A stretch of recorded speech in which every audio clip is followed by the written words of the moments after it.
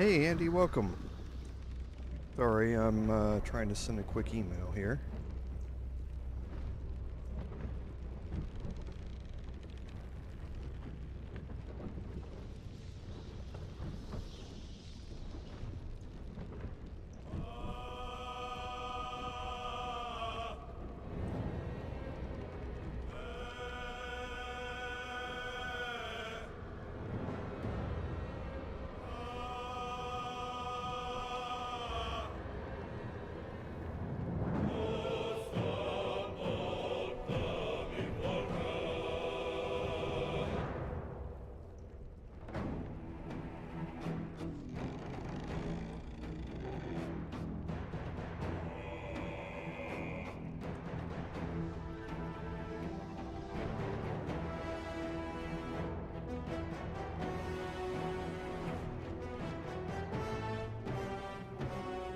Okay, I'm all done. Hope you're doing okay this evening.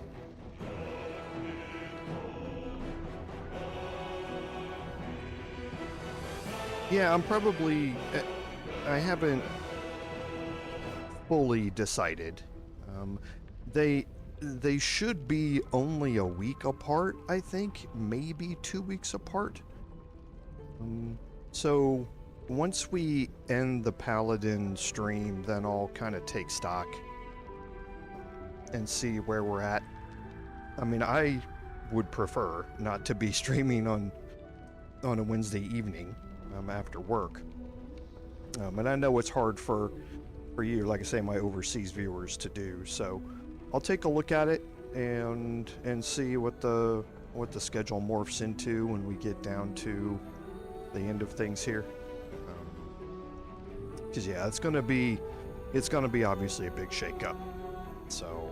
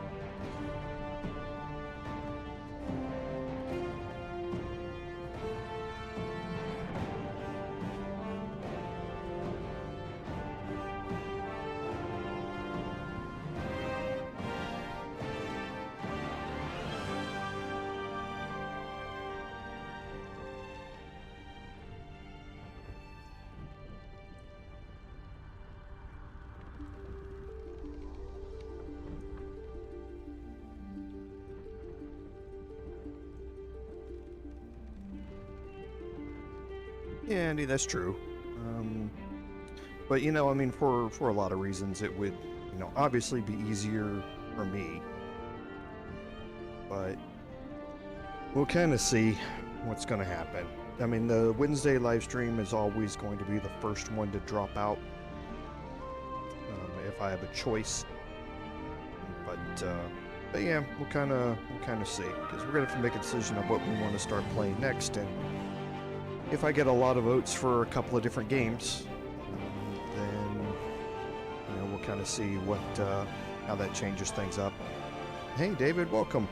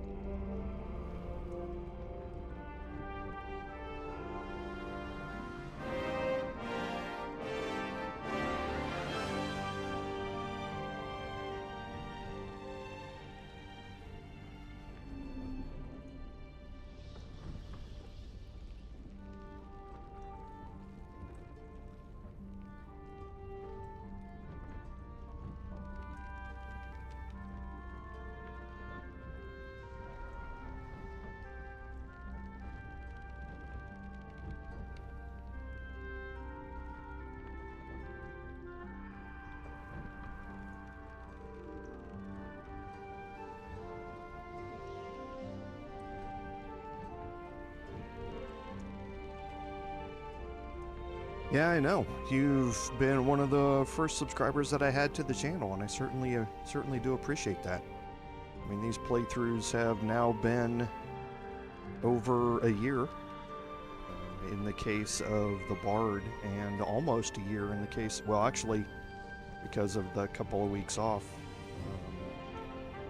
a year for the Paladin as well, so.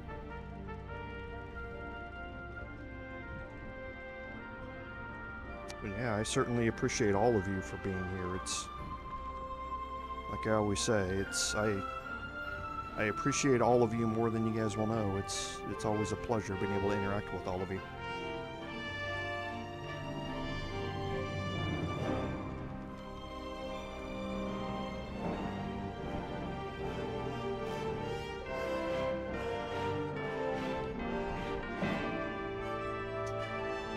Yeah, once a week. And we're episode 57. And like I say, there were, I think, 3, maybe 4 weeks that were missed because of the derecho and the hurricane. And I think one other one because I had COVID. So yeah, it's been a year. Kind of crazy. Over a year and over 1,400 hours playing the game, and I still haven't finished it yet. That's what's even more funny.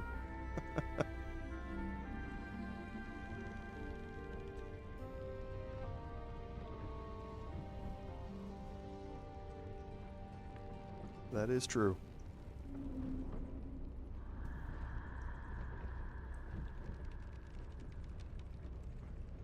Welcome everyone to today's live stream, episode number 57 of our Baldur's Gate 3 Bard gameplay series. I'm Commander Jorval, and I want to thank you for coming along on our journey today. So nothing on admin notes, so on our recap, at the end of last week's episode, we had finished up with Astarian's companion questline, and it played out very differently than the Paladin playthrough, in that we took the good road for Astarian. We freed the vampires, they left for the Underdark, and dealt with Ulma and the Gur, told them that their children had been released and they were going to go search for them. We were going to prep for Cazador, but I think it's probably better if we go and deal with Sorcerous Sundries. There's a very climactic ending there, and I think it's going to be, again, something very different than what we saw in the Paladin playthrough, where Dame Aylin was already dead. So I think that's probably what we're going to do today. Kind of shifted gears a little bit, so let's go ahead and jump in here.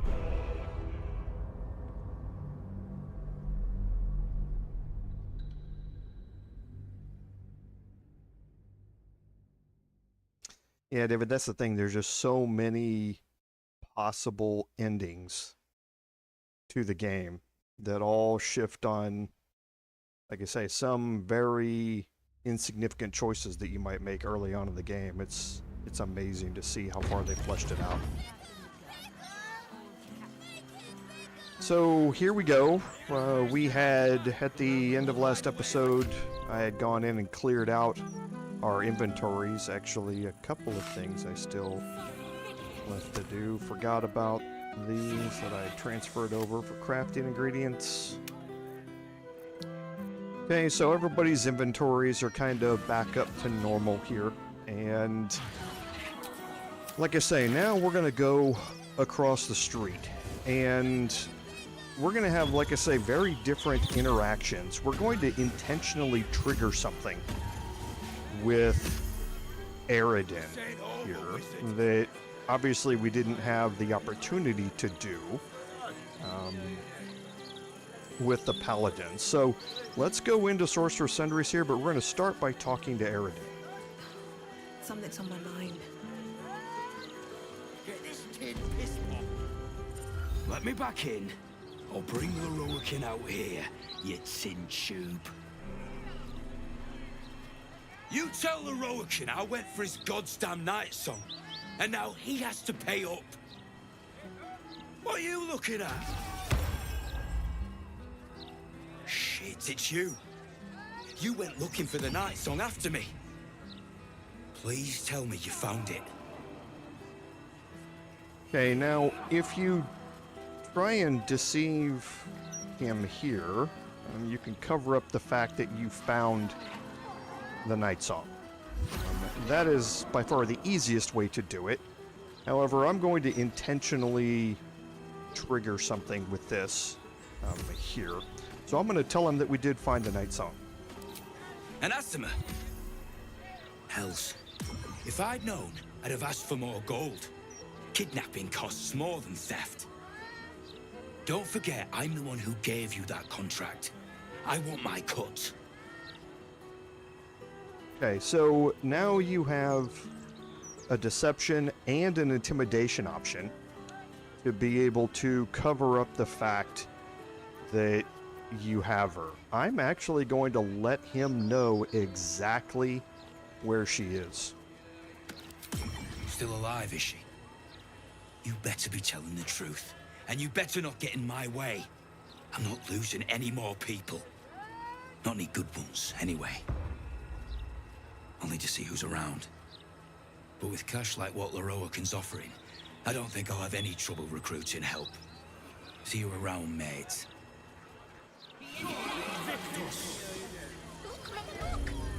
Okay, and that is not the last that we are going to see of Aridin. And spoiler alert, things are not going to go great for him. Can't slow down. So now, as we enter Sorcerous Sundries, we have Rolan here. Now, Rolan is, again, only here if you saved the Tieflings, both in Act 1 and Act 2. And now he shows up here. If he's dead, then a projection of Lorroakan will be here in his place. It's not as if you got this affair just yet. You! What are you doing here?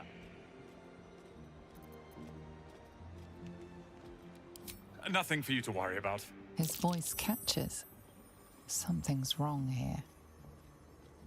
But never mind that. What can I do for you? It's all I deal with these days. People claiming their trinkets are the real Nightsong, looking for the mountain of gold Lorroakan promised. There's even a pamphlet. Take one. They're on the desk.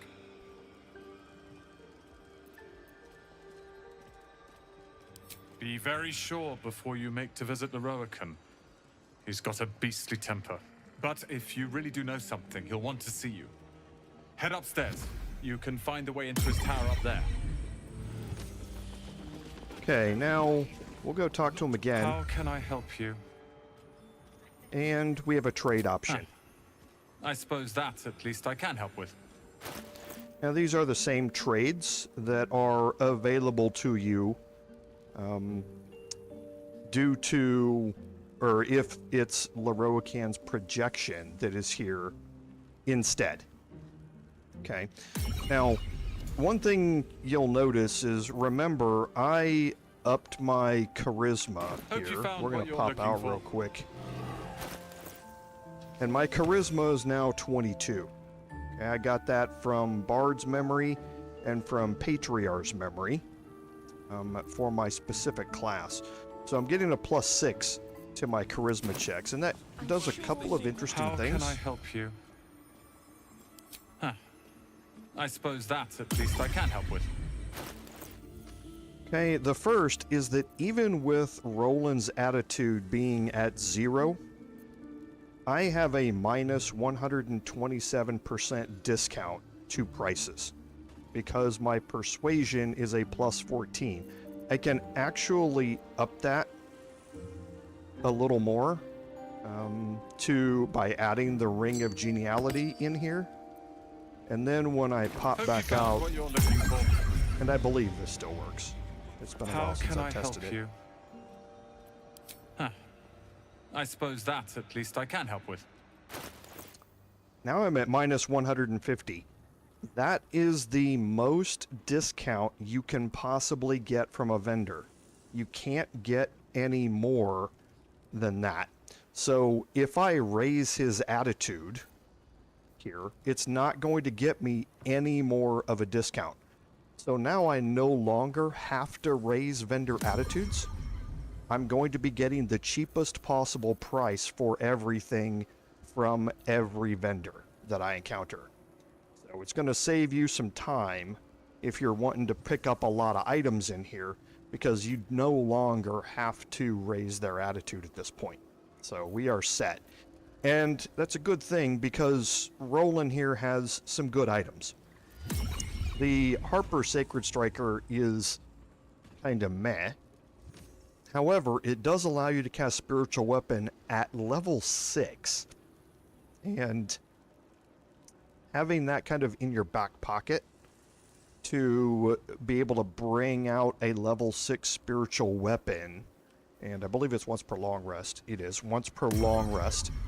Can be very, very good. It does a good amount of damage, 3d8 plus 6, again, of force damage. And the various types of weapons have the ability to inflict bleed and that sort of stuff as a weapon action. So it can really help benefit you having basically a free cast of this at level 6. It's a relatively cheap weapon also when you have the max discount. So picking it up is kind of, again, something to hold in your back pocket just in case you need it. And hey, Star, welcome. Welcome to the stream. It's good to see you again. The next thing is Birthright. Now, Birthright is a straight +2 to Charisma up to 22. Now, this is important. Remember, I'm at 22 right now on my Bard. We have Gale in our party right now, but Birthright for a helm for a straight caster is really good for your sorcerers, warlocks, and that sort of stuff. Getting your charisma up to a possible 22, being able to save an ability improvement feat, or in our case, we took the charisma +2 from Bard's memory. We could have instead upped another memory, or taken another memory and upped another stat by +2, like our Constitution or something like that, and then used Birthright to raise us up to 22, which would be the max it could do. We're getting Arcane Acuity with the helmet here, and Arcane Acuity gives us a +1 to attack rolls and spell DC, so it's okay, especially when we're trying to land high intensity spells that can disable people. So that's a good thing for my Bard to have. But again, like I said, I could sacrifice or respec right now and drop my charisma by 2 and take Birthright in its place. Otherwise, it's great for, like I say, your warlock / sorcerer builds that are pure casters. Armor of Landfall is the third of the 3 druid subclass armor sets. So this is for Circle of the Land druids, which basically gives you the same as the others. You get a +1 bonus to spell save DC. It allows you to cast Plant Growth, and you can cast Plant Growth once per short rest, and that does reset with your Bard's short rest. And when starting your turn on a plant growth surface or vine surface, you regain 1d4 hit points. So somewhat similar to what the Woodwoads were doing way back in Act 1. It's probably the weakest out of all of the Druid armor sets, but there is a passive benefit that you can gain here out of it. The Vest of Soul Rejuvenation is a really good Bard piece of clothing. If you're coming into Act 3 as a Bard, just make your way here as quickly as you can, or I mean as a monk, sorry. If you're coming here as a monk into Act 3, make your way here as quickly as you can, just so you can pick this up. The 1d4 hit points is nice when you're succeeding on a saving throw. You normally have high dex and high wisdom, and those are the two most common saving throws you're going to have to make as a monk. So if you pass a saving throw, you regain 1d4 hit points, and that's every time you pass a saving throw. But then Greater Kashigo counter is really where this is at. So the wearer can use a reaction to make an unarmed strike against any attacker that misses. This also grants you a +2 armor class, which is going to make them miss 10% more often. So being able to make a full power unarmed strike against anybody who misses you is incredibly useful. Getting anything that allows you to use that reaction more often in combat is very, very useful. So it's a great piece of clothing for your monk. The Ring of Regeneration is just straight up healing. At the start of every turn, you get 1d4 hit points. So especially for your casters that might not have a lot of ring slots available to them, it can be very useful to keep their hit points topped up.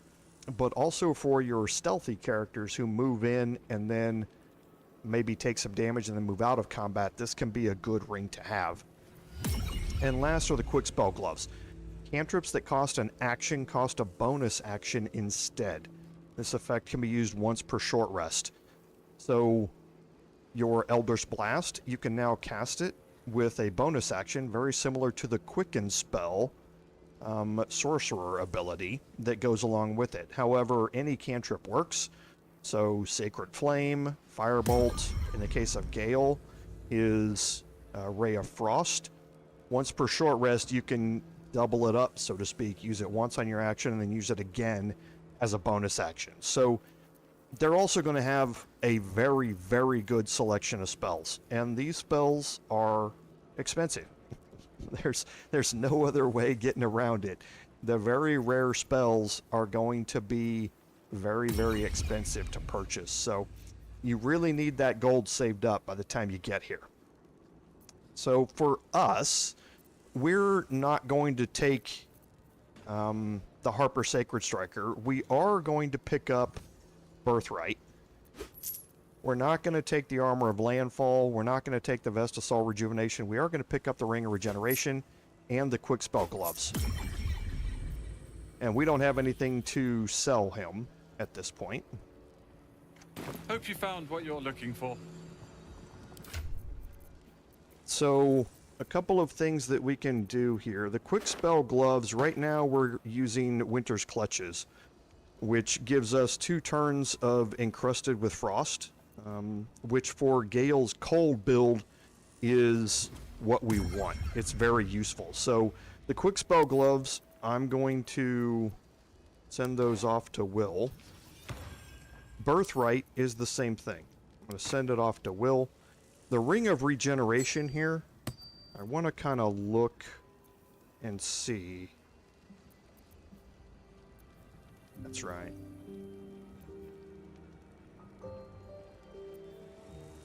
And we just swapped that out. Yep.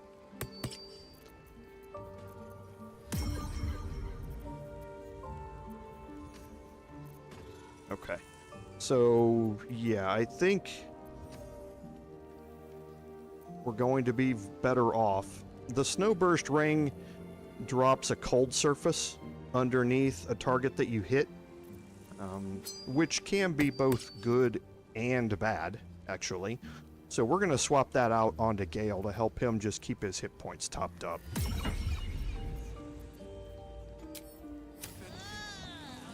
Okay, and now we have an advancement to find the Nightsong. He told us that we must head to the upper floors of Sorcerous Sundries to meet the great wizard Lorroakan. But first, we're going to head around back. Look, a bookseller. She can point us at a tome I need. And you just heard Gale say that there's a bookseller. Literature department. Can I help you? Whoosh. These books are sensitive. They prefer an environment of quiet reverence.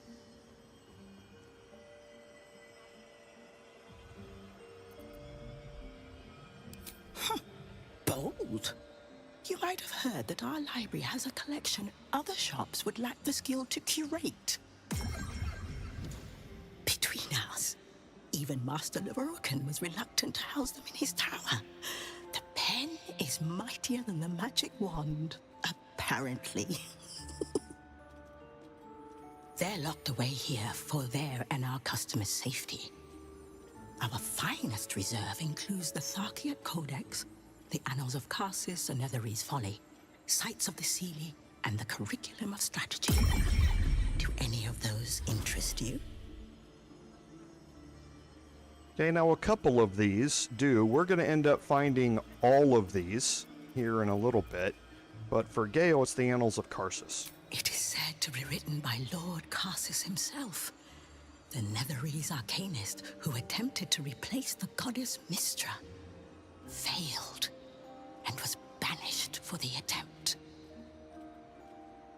Great magical knowledge lies within those pages, but not many can withstand it.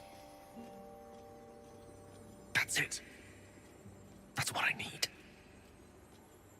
The Annals of Karsus would no doubt have much to say about the crown's true nature. If only you could read them. Buy? Books as temperamental as these are not on sale. They are secured in our vault, where none can harm them, nor can they do any harm. Consider yourself lucky to have learned of such a book's existence, and then forget about it. The Annals of Karsus are best left unread.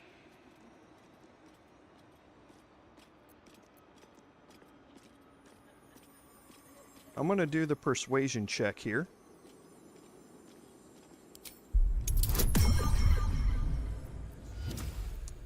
I love bards.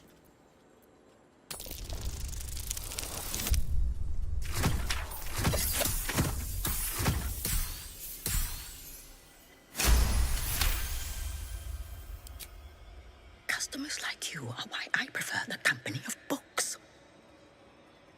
The only way to gain access to the vault is through my office. And before you ask, no, you are not allowed in there either. Okay, now you can just leave here because we now realize that we need to access her office.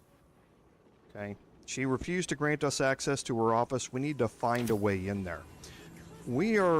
That is going to lead us into the vaults. And before we go into the vaults, we want to pick up a key. We don't have to pick up a key. I could try and lockpick a door down there. I'm not a lockpicking expert, even though I'm much better at it than average. I'd prefer to find the key, and for that key, we need to go to Ramazith's tower. So that's where we are going to go. But you can see that we have a couple of quest markers up here. Tolna's office is right here, but again, that door is locked and is marked as steel. Welcome, dear patron, to the floor at the top of the stairs. If you have information about the Nightsong, great riches await. If you are here to waste the great wizard Lorroakan's time, reconsider. Let your knowledge determine your path forward.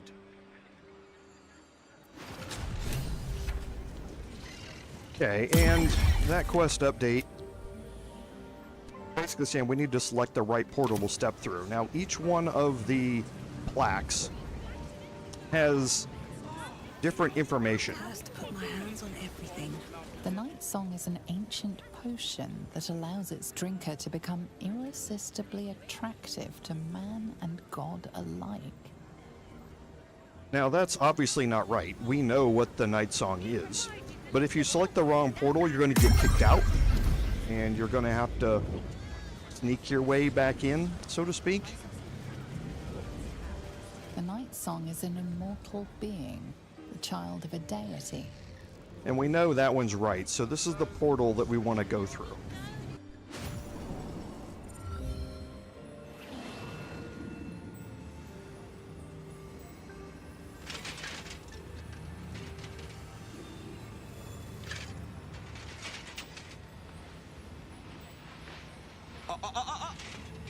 Hold very still, Nicklaw.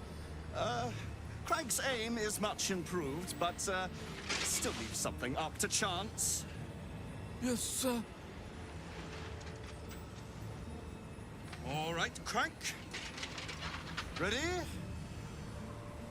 Aim.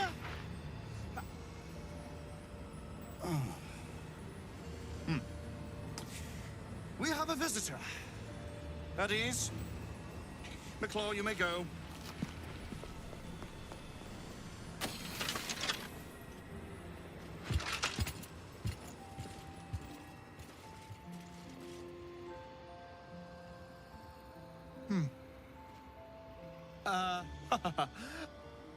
I see no Nightsong.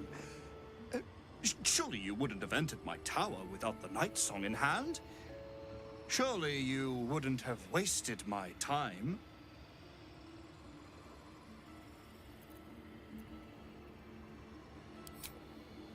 Huh. Fascinating. You've been to Shah's temple, haven't you? To the Shadowfell?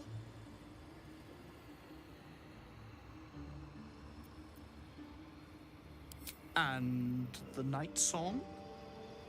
Speak true now, for I detest a liar.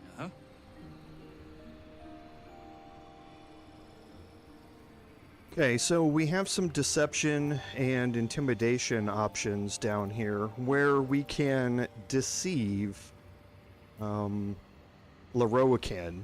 about this. We're gonna ask why he wants her. I'm growing tired of this repartee, my friend. Let us cut to the chase. Beautiful, isn't it? Worth more than your life, too. I bought it from a Kalashite warlock. There's very little of his soul left to him. It can bind a celestial to the wearer's service with a snap of the fingers. And this can keep her in place. Forever. So he wants her for the same reason that Balthazar wanted her for Ketheric Thorn. A way to give him immortality by binding her in place and using her immortality to keep him alive. So I haven't played this through this way, so I'm kind of experimenting with this as we go. But I'm just going to tell him that we're going to bring her here.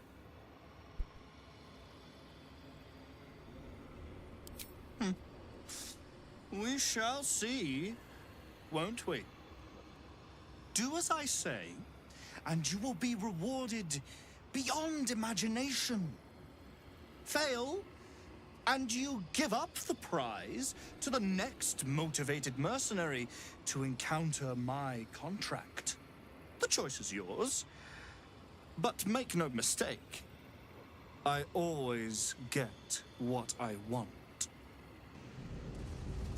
Okay, so we've known for a while now that Lorroakan is not a nice guy. he just is not. And we're going to have to deal with him. However, we want to talk to her about Lorroakan first, so that we can let her know that he's still looking for her and find out what her response to that is going to be.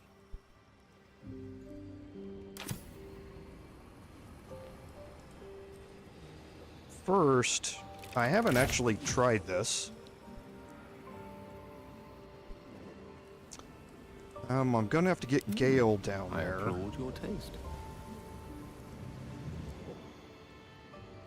Before I do this, I'm gonna quick save, because I don't trust these things. Is that blood? No, never mind.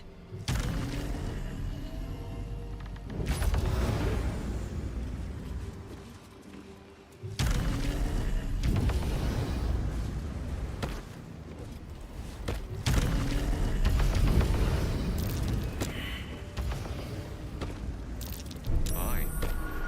Better be careful not to trigger that thing.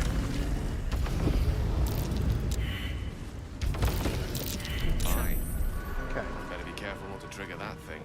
So all of the Arcana checks are finding various traps that are on the ground here. You don't have to necessarily disarm these traps. There's a way that they activate for you. So around the room here, you're going to find various weave buttons and items that, or plaques that tell you what they do. Okay, and this one here is marked below, and that actually teleports you down here to this level.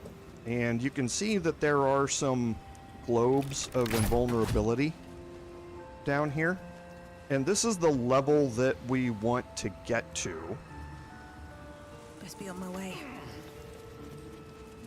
The weave button is marked as trespassing. Trap. Be cautious. Okay. But we do have another option past that.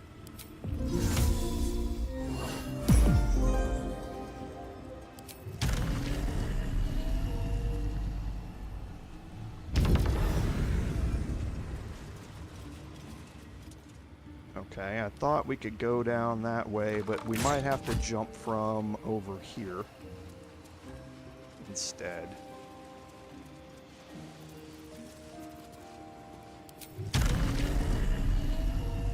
Yeah, it's not letting us select down there.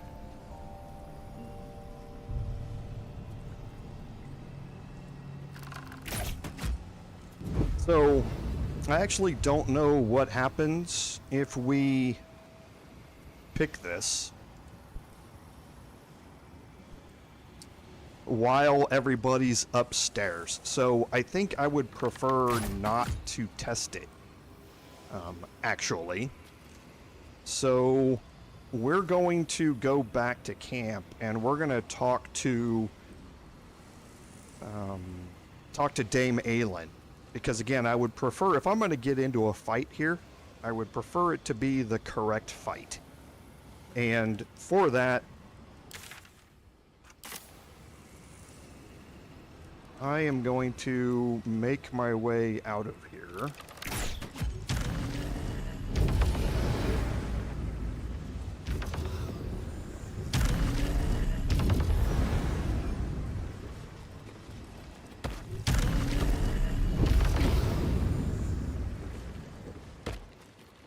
Now this is where things are going to get interesting. Because I know two of us can fly. Oh, Gale could make it. Okay, good. Everybody can make it. I wasn't sure if they'd be able to make it.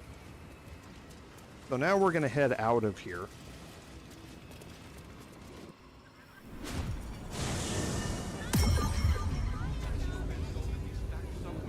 And from here, we are not going to stay inside Sorcerous Sundries. We're just going to head outside. And we're going to head back to camp.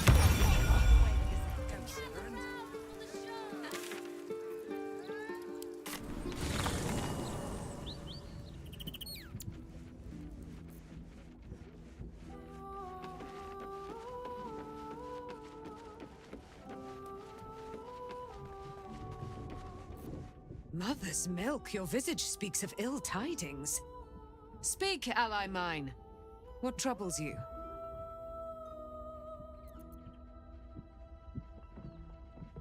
Is he indeed? Pray tell, what does he seek from Dame Aylin?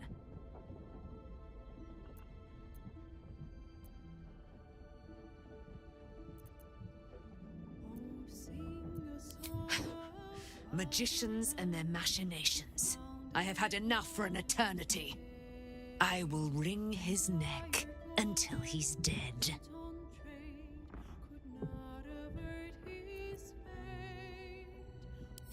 Oh, his end will be one more strand in the great braid of our friendship. I'm coming with you. I'd like to get a few licks in myself. My darling, we agreed you'd scout for the nearest Selûnite enclave this very night. Let us divide our efforts. All the sooner to be reunited. I won't let you go alone. Who knows what this wizard might have planned? Our closest ally will accompany me, won't you? It will be a swift and fruitful chore. Hie we to this Lorroakan right away. I am as eager to meet him as he is to ensnare me. Okay, and that's going to update this quest here. She's now left to confront Lorroakan, and we need to go meet them again. We'll talk to Isabel real quick. Aylin left to face that wizard. Lorroakan, was it? Even after all she's been through, she thinks herself unstoppable, invincible. It all feels like recklessness to me.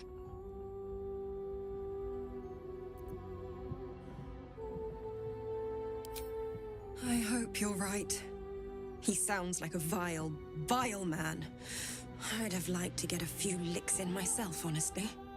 I wanted to help her, but she said she fights better when she knows I'm safe. I understand, I suppose. I feel the same about her. I'll rest a little easier if you do. You fought well against my father. I imagine a rat like Lorroakan will be nothing in comparison. Okay, so let's leave camp here and head back. Now, the thing about doing things this way, you can actually split your party and leave a group of them inside Ramazith Tower in hiding. Bring one character out here, speak with Dame Aylin, and then take that character and enter back in to trigger what's about to happen. And then when things start, you still have your other characters kind of hidden in there, and are able to come into the combat on your terms. I'm playing this a lot more dangerously in how I do this. So we're going to head up, and you notice that Rolan is now not here.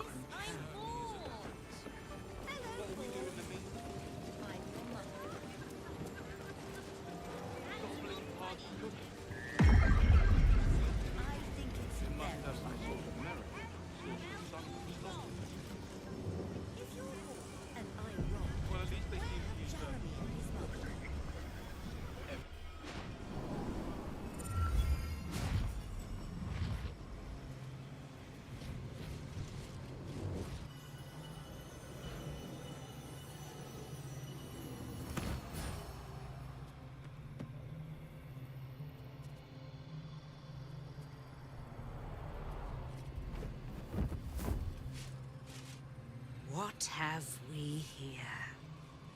A magician in a tower, hiding away from the frightening world. What are you so scared of, Magus? Not the Nightsong, surely? Why, she's nothing but a relic to be purchased and pursued. My God. The Nightsong is a person. At last. There you are, my dear. You will address me with due deference. I am Dame Aylin. And you are a whelp without honor, without pride, with nothing but a tower full of trinkets. Oh, my apologies, Dame Aylin. I meant no disrespect. I asked our mutual friend here to make an introduction that I might get to meet the famed daughter of Selûne. Forgive me for that impudence. Perhaps our friend can bridge the gap and do what I believe they came here to do? Now, here is where you make your choice on how you want this to play out. There is an option where you attempt to surrender her to Lorroakan. There's the option where you side with Aylin, and this kind of determines how this thing is going to go. Now, Rolan is here as well. Now, what Rolan does is determined by what happened in Act 2. If you saved his brother and sister, then he's going to side with you. If his brother and sister died in Act 2, then he will side with Lorroakan. So it all it all depends on how things have played out in the past. We're going to play this the quote-unquote good way here. My steel-hearted friend speaks true. Give me one good reason, Magus, why I should not strike you down where you stand. Dame Aylin, I have discovered a device that would allow your immortality to be shared. It would cause you no harm, no pain of any kind. You serve your mother Selûne, I believe. She who has blessed our realm with so many gifts. Honor her by sharing yours. You dare to threaten me with the same magic that held me in torment for 100 years? You do not seek to share my gifts. You seek to poach them. I had hoped to appeal to your better nature. Perhaps I overestimated you. No bother. I have an arsenal of implements capable of convincing you to see reason.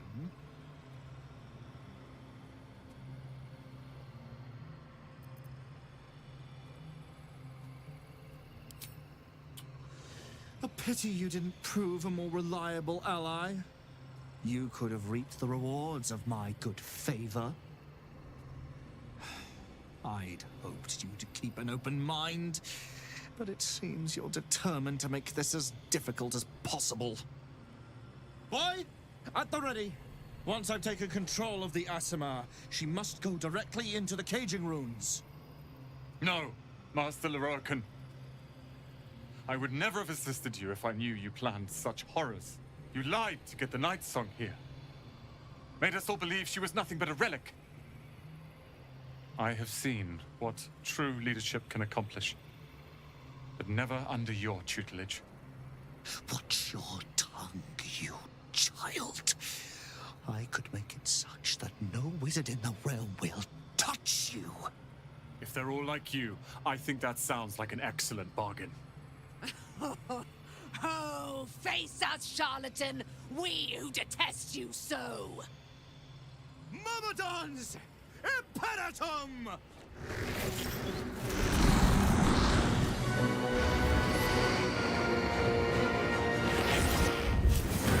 What a scene right there.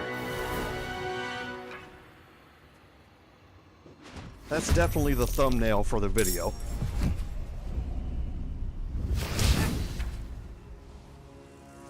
Okay, so here we are. Everybody's in combat. Everybody has rolled initiative. Now, Rolan and Dame Aylin tend to roll very, very poorly in initiative, and Rolan does not have a lot of hit points. So, one of the things that I tend to try and do is protect Rolan here as much as I can. If Rolan is still alive at the end of this, he becomes the steward of Ramazith's tower. He becomes the person in charge of it. And that seems like you know, a fairly good thing to have happen here. But we need to make sure that he survives for that. Dame Aylin, I'm not entirely too worried about.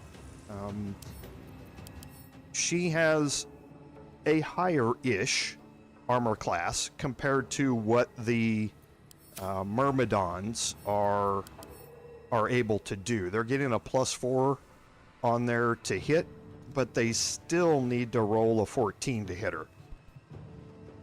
So more often than not, they're going to miss.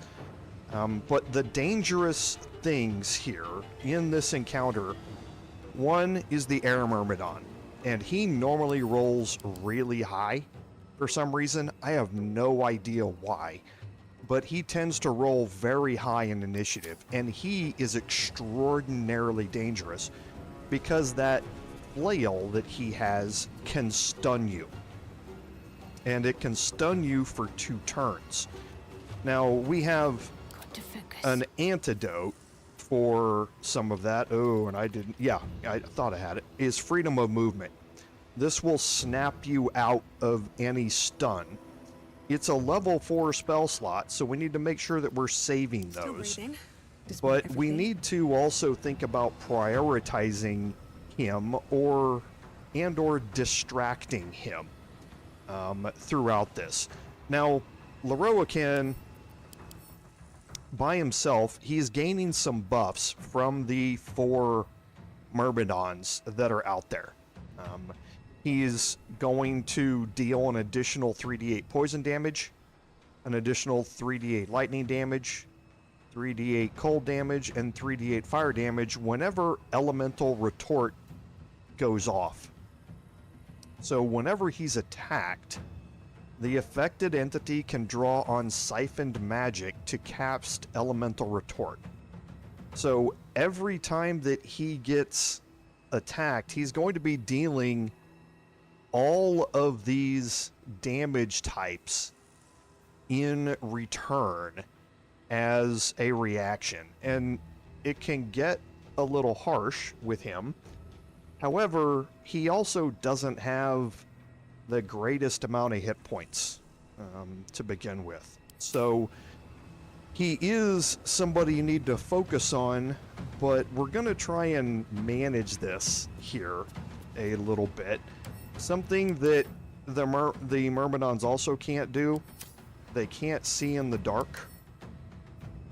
Neither can Lorroakan. However, neither can Rolan or Dame Aylin. They can't see in the dark either, so they will try and move out of the darkness. And that means once they do, everybody's going to focus on them. So darkness is probably not a great way to go about it. So if we're looking to deal with the Myrmidons here, I want to look at a couple of things first.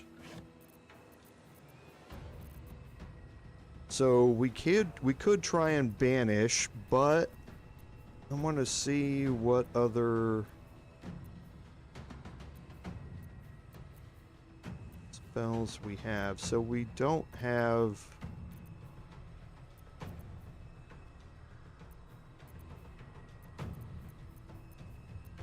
Hold Monster.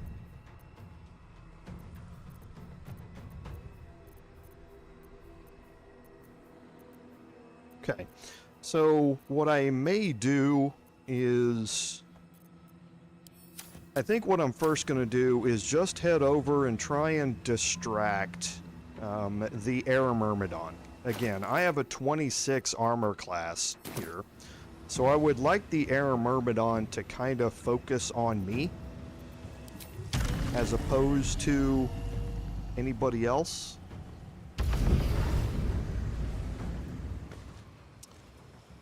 So now that we're here, we're going to use our bonus action to bring out Hex.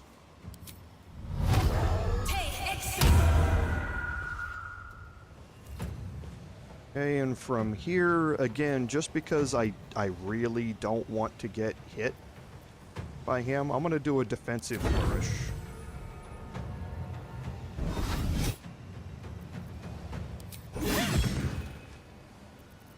Okay, and now I'm just going to do regular attacks. I want to save the rest of my flourishes for once the Air Myrmidon is done.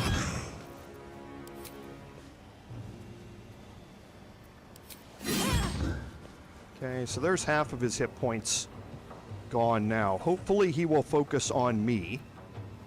And then I can get Shadowheart up here. Because I do want to try and cast Sanctuary on Rolan, if I can.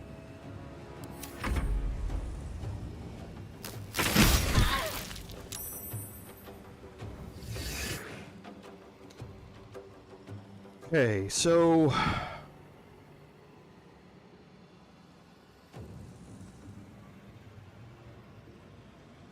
we'll throw up a shield here. And he missed everywhere. Okay, did cause an ice surface, but not that big a deal. So I'm gonna move Shadowheart in here. This is gonna provoke an attack of opportunity.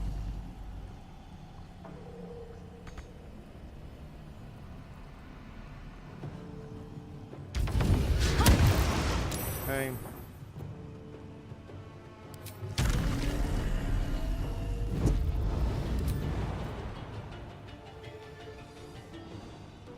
Okay, I hate that.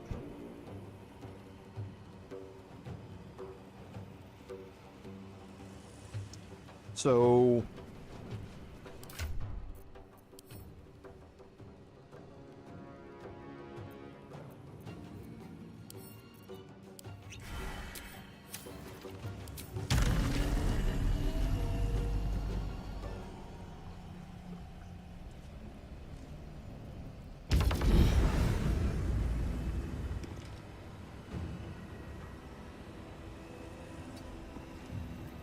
okay, and we're going to cast Spirit Guardians here.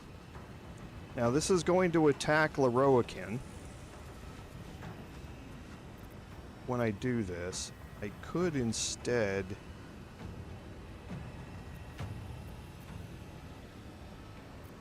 no, I think I do.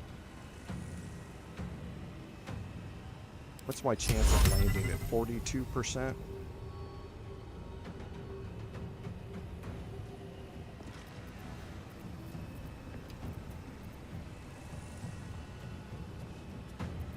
Okay, yes, I think I still am going to do it. Now this is going to trigger a response from him.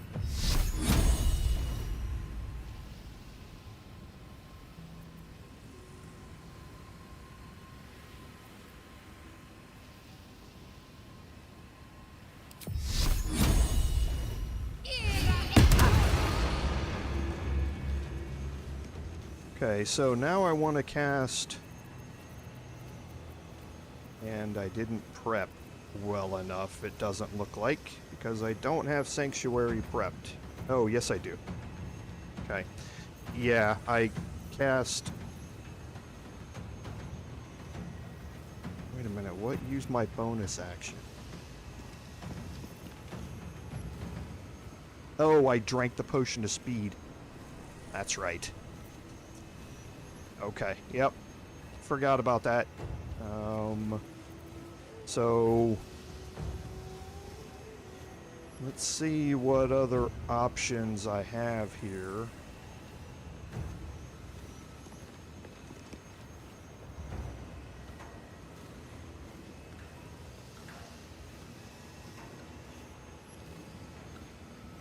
I think it's probably best to see if I can focus Crank here, because that's not going to create a reaction, and he goes next.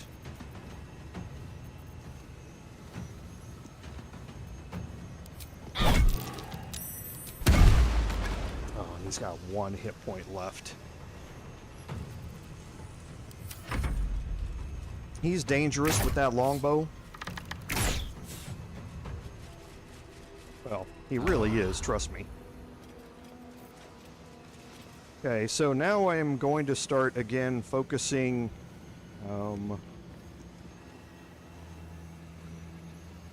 Some of these, and for Gale,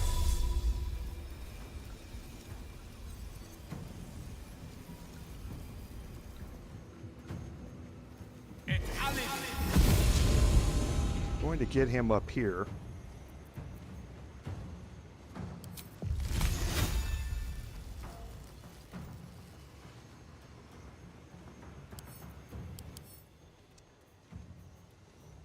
Okay, so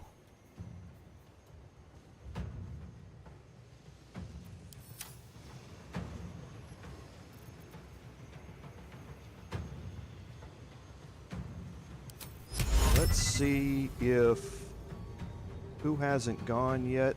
The Earth Myrmidon is not. Oh, and he's saved on an 85%.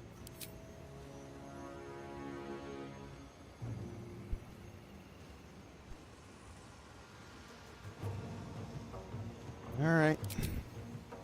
I rolled an 8. Stay on my feet.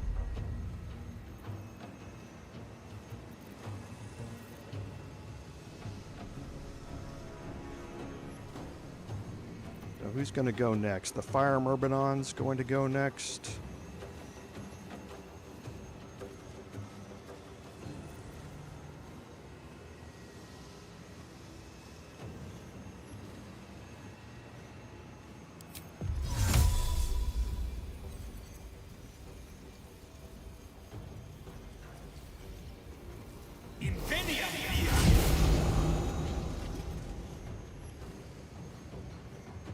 Okay, so he's going to be first before my bard goes.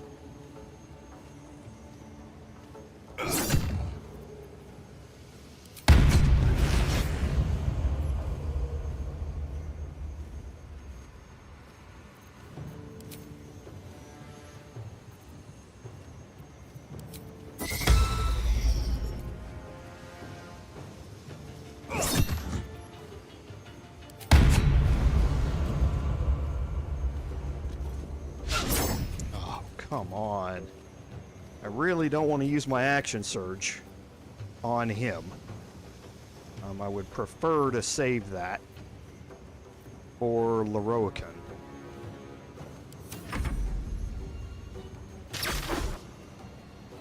Okay, so Lightning Bolt is level 3, so Gale's going to counterspell it at level 3.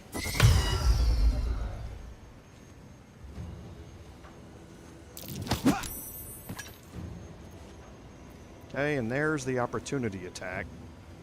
So if I do this, I'm pretty sure I'm going to create a response from him. There it is.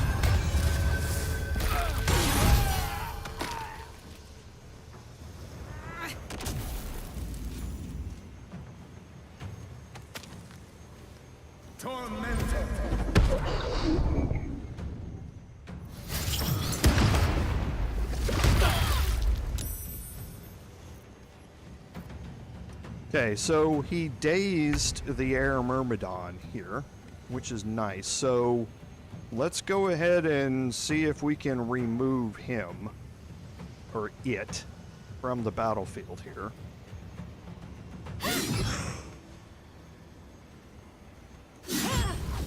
Perfect.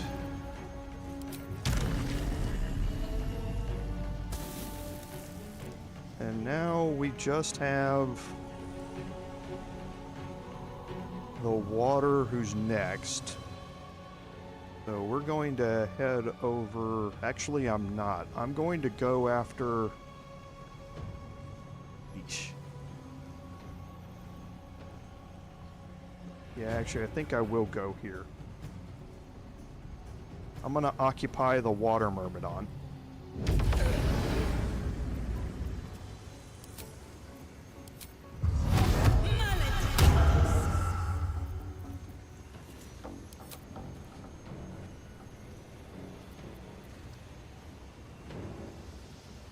Sure.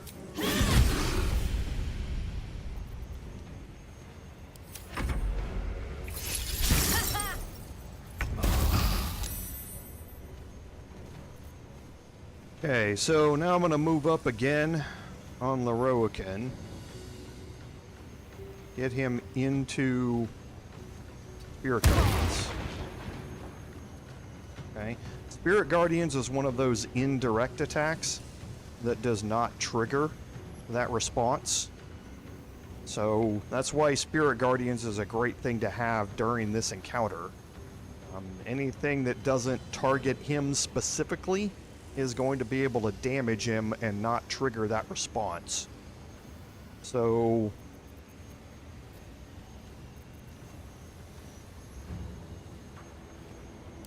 what is my hit? 90%? And I'm pretty sure I can just end this.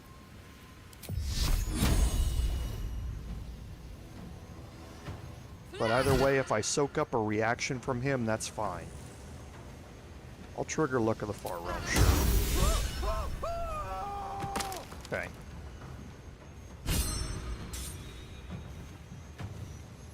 So now we'll just focus on the Earth Myrmidon here.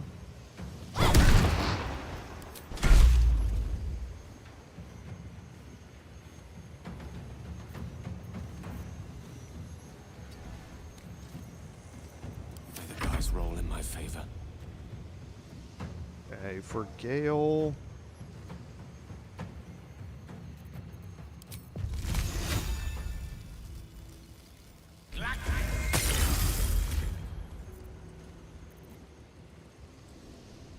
Okay, yeah, that gave Encrusted with Frost and Chilled. No choice but to keep going. Which is interesting because now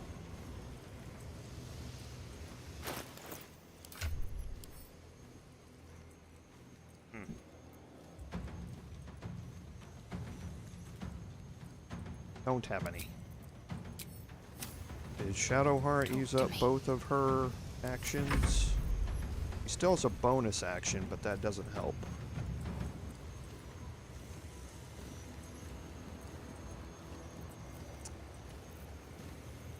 She might as well cast Healing Word. Still breathing, despite everything. So I was going to try something, but instead I'll just move up and try and deal with the Earth Myrmidon here.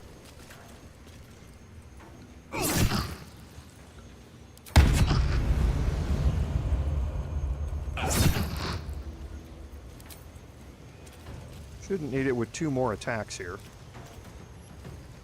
Okay. Time to press ahead.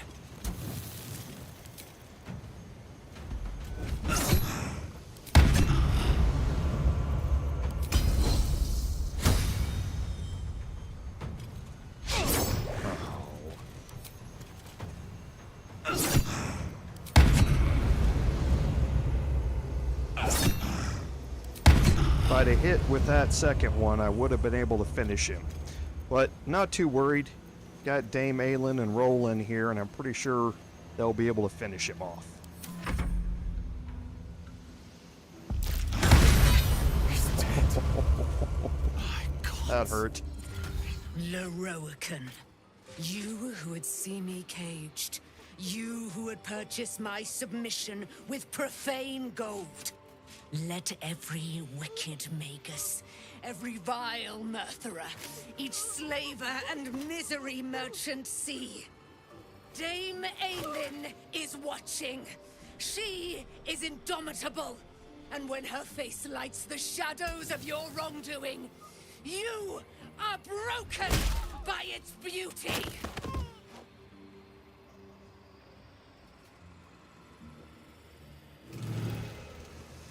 Okay, well, Dame Aylin put an exclamation point on that, I would say. It's an intense cutscene to watch, but you can certainly understand her displeasure at the whole thing. She spent centuries in captivity, being killed over and over and over, and being brought back over and over and over again in captivity to Shar. So she's definitely not going to want to go back to that again.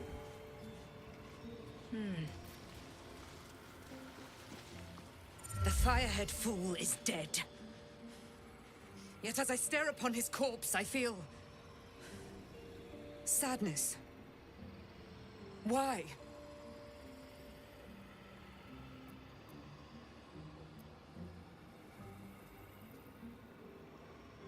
A gripping in the chest, as though I'd lost someone. Something. Paladin's fatigue, no doubt. You were excellent in battle, as is your way. And I am proud to fight at your side. And you, tiefling, you did not embarrass yourself. I will catch my breath, then to camp I will bring my bones. Moon Maiden be with you. Okay, and now we'll talk to Rolan. Lorroakan is dead.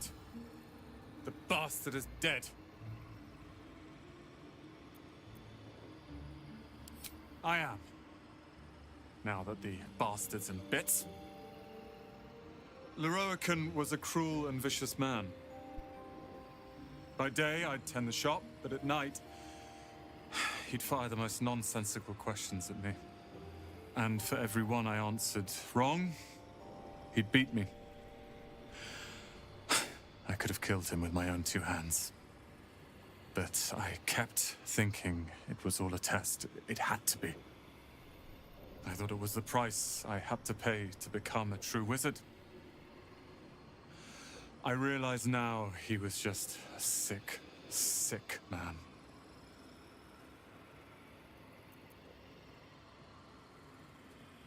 I have, with your considerable help.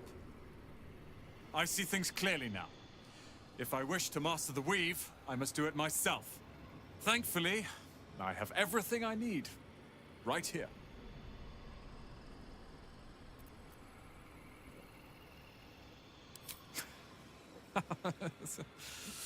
Oh, I like the sound of that.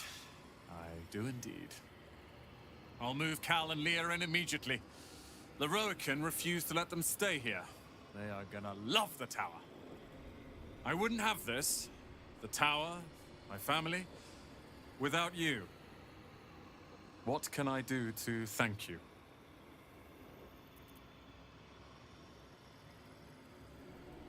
And you'll have me. I'll learn everything I can about the tower in the meantime, even if I have to rip this place apart. But know this. Ramazith's tower and its master are now your friends. And when the time comes, we will stand by you as allies. Okay, and we're going to have an update here for this coming up. But because of what happened, Dame Aylin is now our sworn ally. She'll have our backs in the fight no matter the enemy. And Isabella's grateful for that, thanks to us. Aylin's still alive. So we're going to have her fighting with us in the fight to come as well. Okay, so this is, you gain 3 allies here. We're going, like I say, we're going to gain another one with Rolan here in a little bit. That's going to trigger. And he is able to call in artillery fire from the tower. And we'll kind of see that now that we're going to head downstairs. But first, let's search Lorroakan. He has the Shelter of Athkatla. You have advantage on saving throws against spells and allows you to cast Mirror Image once per long rest. This is probably the most disappointing set of loot from a high-end enemy in the entire game. And the Despair of Athkatla. You gain a +1 to spell save DC and a +2 weapon enchantment, and that's it. So, like I say, for the finale of this quest, it is probably some of the most disappointing loot that you're going to pick up from one of your end game enemies. So as far as the rest, there's not a whole lot here. None of the fire myrmidons or anything like that are going to have anything. Now, I'm going to make my way back downstairs because I'm now anxious. Actually, let's head out first, and then we'll come back to Ramazith. I want to see.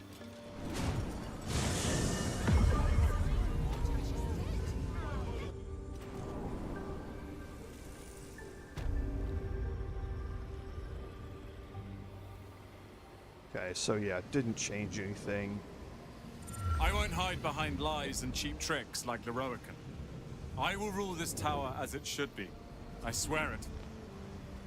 Thank you, my friend. Okay, so yeah, nothing else.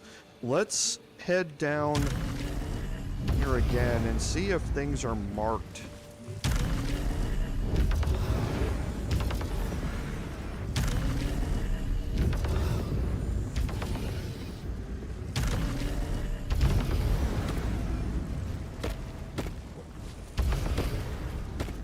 Yeah, they are still marked as steal or trespass. So, not entirely sure if this is going to trigger anything, but we'll try it out and see. We definitely want to get downstairs.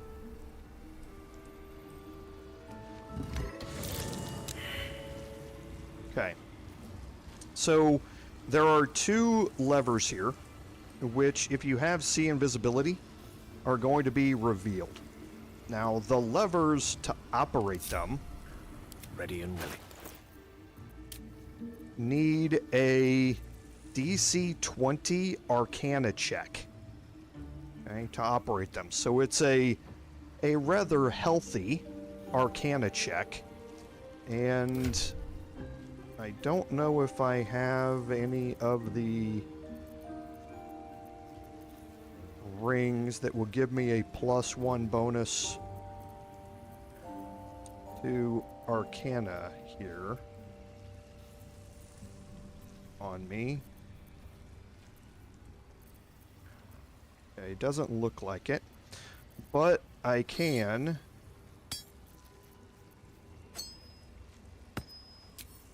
add in the Mark of the Shifter.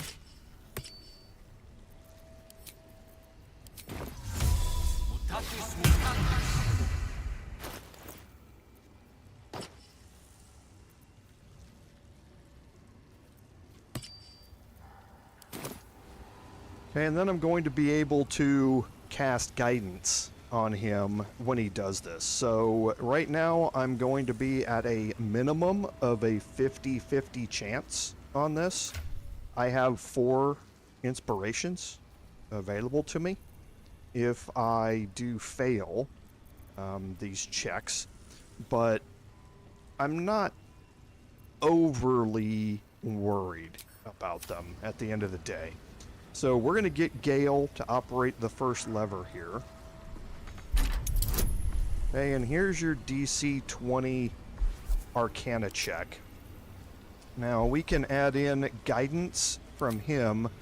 We can add in advantage on this as well.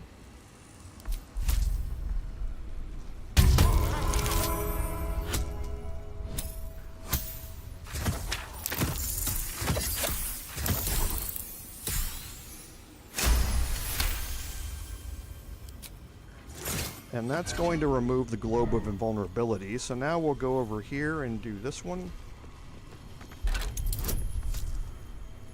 Okay, and again, all the same things apply. At a base, it's 50-50. Oh, our first nat 20.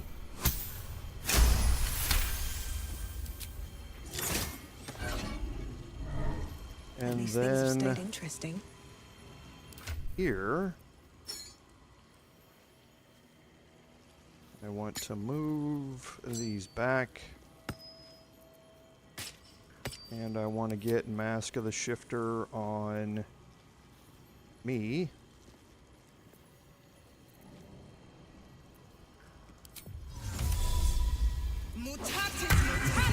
the shifter on me.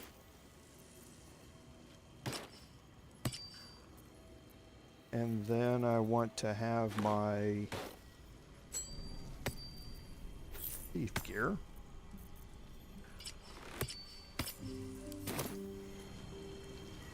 And I'm going to... Oh, I guess I don't have to. These are open. Okay. So, down here first is Marco Heshkir. Don't mind if I do. With haste. Okay, then over here... Here goes nothing. Okay. There's where I was looking for. There's no time to waste. And I forgot about it. I knew there was something down here.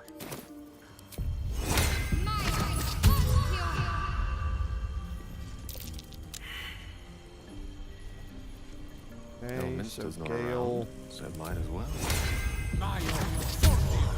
Immediately. Nasty surprise. Okay, there's the Caution is trap. warranted here. But it's already passed. Okay, and in here is the high security vault number 1 key. Again, another key to add to our collection of the high security vaults. Yes.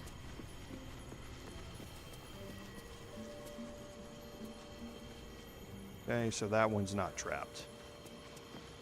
Looking ahead. The gilded chest here, we have the Sorcerous Sundries mystery door key, and this is the key that we came here for. This key is going to be useful for us when we head into the vaults. Breathe deep and move. Over here, we have the Robe of the Weave. And then here, Scroll of Flesh to Stone, which is always nice. So now let's look at what we picked up. The first is Marco Heshkir. Lovely day, this. So Marco Heshkir, we're actually going to compare it with WoW here instead. Marco Heshkir is a legendary staff. Now, it gains a +1 spell save DC, which is the same as WoW. WoW allows you to gain 1d4 hit points whenever whenever enemies fail saving throws against you. Marco Heshkir, in place of that, grants you Arcane Battery. Basically, this is a free spell slot, or a free spell cast without using a spell slot. So, it's a great way to get another level 6 spell cast for free. You can activate this once per long rest, and your next spell that you cast doesn't cost a spell slot. The final thing for Marco Heshkir, though, is Kareska's Favor. And this comes in 6 different types. So, imbue yourself with elemental energy sourced from the draconic goddess Kareska. And what we're going to do is put that here and put Morning Frost on our offhand. And you can see Gale now gets Kareska's Favor here.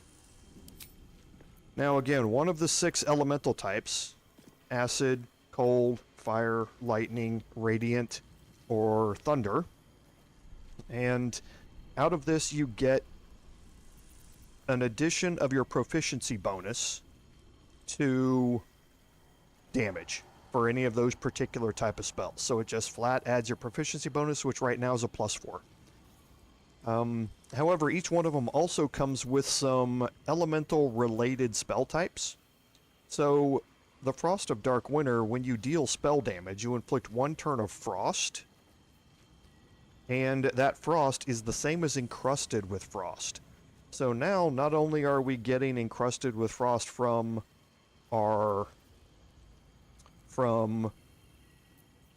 Winter's Clutches and Cold Brim Hat, we can now get it from from any cold damage that we get. So, or from any spell damage that we get. Now, while also attuned to it, you can cast Cone of Cold and Ice Storm, which are nice because now you can replace those spells with something else if you would like.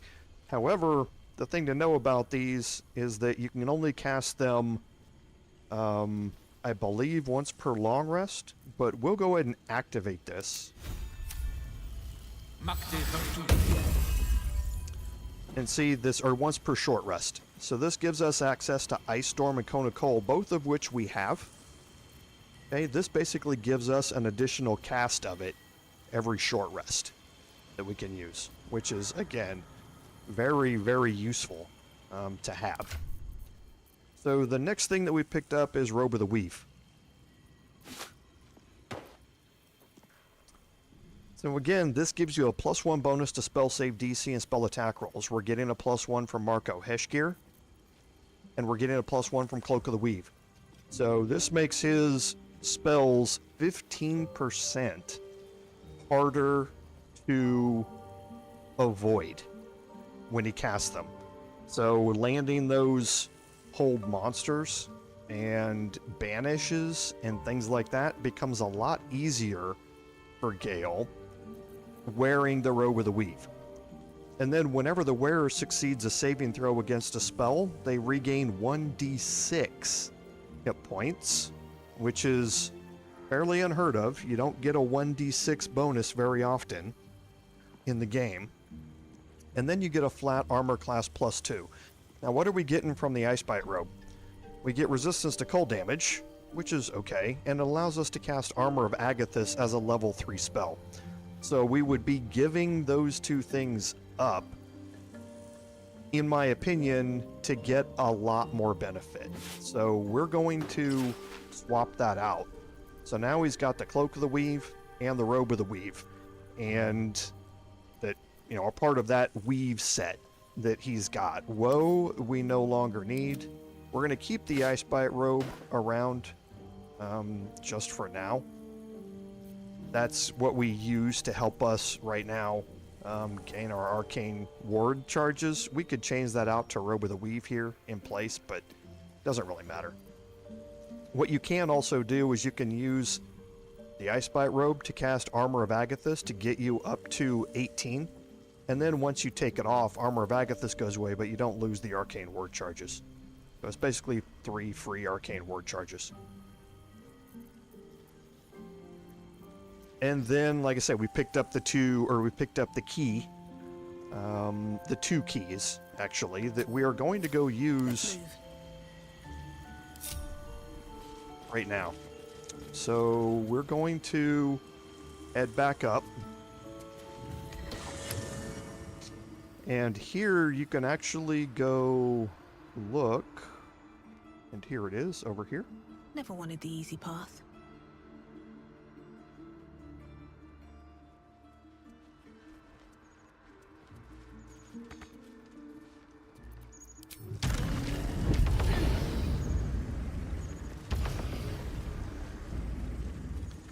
Okay, and the plaque here has been revealed from See Invisibility, and it says Artillery.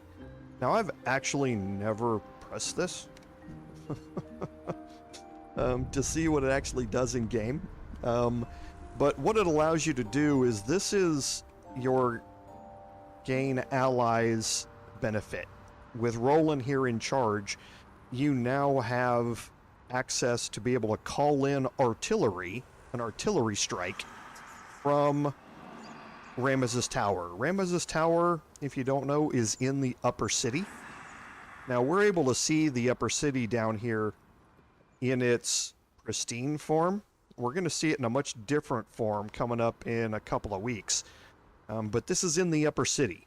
And in your fight through the upper city to get to the Netherbrain, you can call on the artillery here. You're not going to be here to press the weave button, so I'm anxious to see what this does.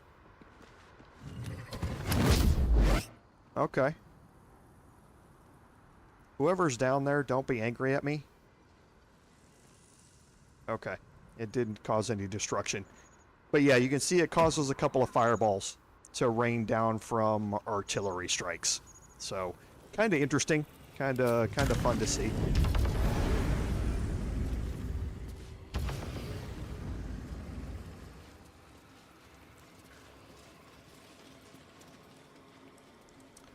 Now, around the outside of this, there isn't anything that you're going to be finding other than other weave buttons where the plaques will get revealed. There's a button that I believe says something like, I can't remember, like clear or disinfect or something like that, or clean up or something like that. And that's what triggers these traps down here. And it releases Cloud Kill into the room, so you don't have to disable these, so to speak. You can just leave them there. Just don't press that particular button, and you'll be fine. You'll find out quickly, Andy, that even if it did, it's not going to matter. The upper city that you see right now is not the upper city that you're going to be able to walk through.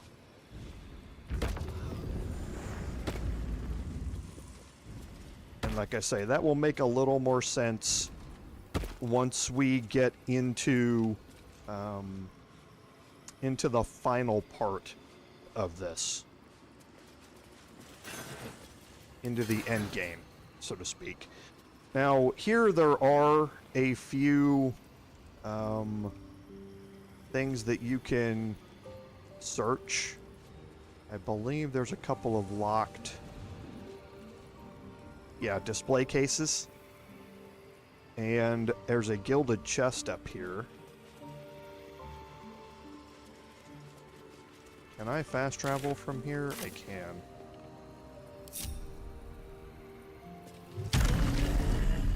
Because I don't know if this triggers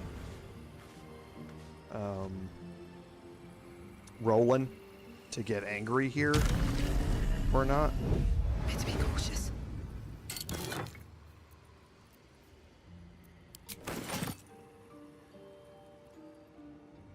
I'm looking for Rolan. It doesn't look like it did.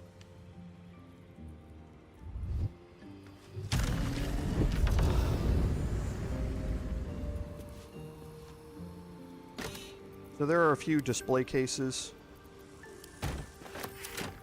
Anything of use?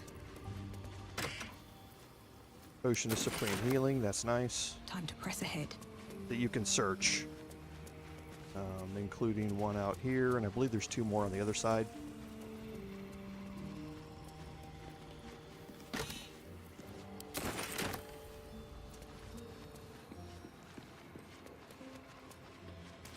But there's no chest up here on top, on this side.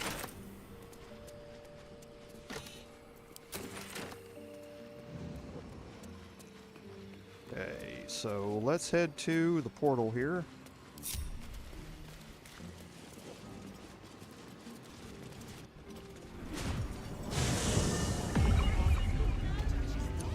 And now we need to head to our next quest marker here. And for this, we're going to kind of get everybody grouped up here. And you shall find me. No time to dally. These things have stayed interesting. And for me... Still breathing, despite everything. Okay, so casting darkness here, or fog cloud, one of the two. Cast it over here, and I'm going to enter turn-based mode. No.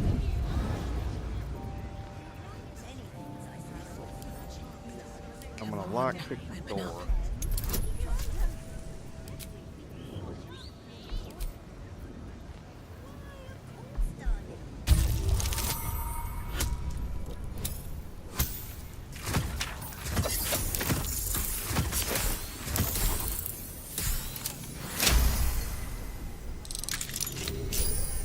Okay, I'm gonna head in. Still alive. And I'm gonna bring everybody in. There is work to do. Onward then. Charmed, I'm sure. An adventure awaits. No one stopped me yet. Okay, now I'm illustrating this. There's a different way to do this. A lot on my mind. Well, in it. You can enter into the vaults a different way, and we illustrated that during the Paladin playthrough, where inside Ramazith Tower, one of those weave buttons says vaults on it. And if you go or you trigger that, you end up on one side of the vaults. However, we're going to trigger this a little different way, and that's by using the classed book here. If you hold down left alt, you can see that there's some stuff that we can look at, but the classed book is not marked as steel. And that is how you open up the portal to get down to the vaults. Now, the Sorcerous Sundries basement chest key is here. Don't forget that before you go in.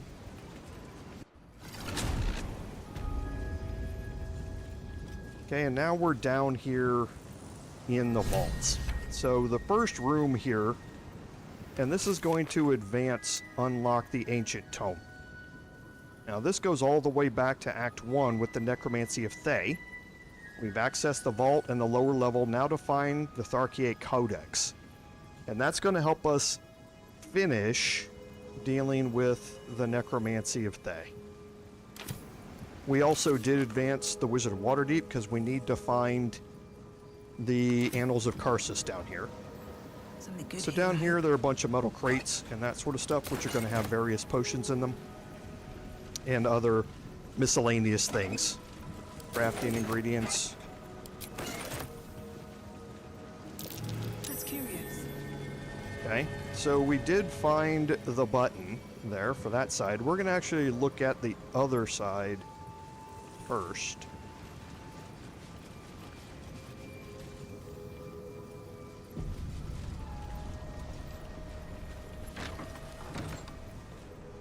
Okay, now in here we lead up to a locked door that says to Ramazith Tower. First we got a couple of chests. Right tool will do the trick.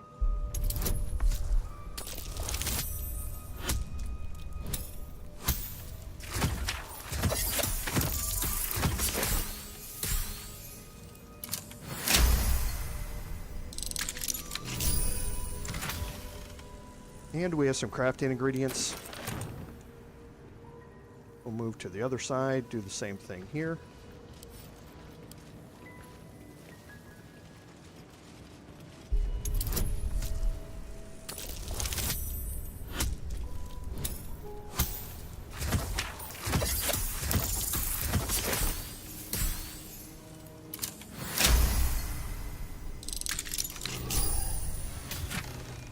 And more healing potions. And now you can see the difference between on the mini-map here. You see we have a solid wall down here that's the same thickness as the other walls here. The top wall here looks different. And that's because the wall behind it is an illusory wall. Okay, so this is one of Lorroakan's offices. And here you have Caution Before the Sealy. A long way from Waterdeep. Not a problem. Okay, and it talks about the Sealy Court and an ill-fated tour of the Beastlands. Excellent source of arcana. And for that, you're going to get a scroll Magic of should Bestial come in quite Communion. handy. Okay, and this summons a Deva to you.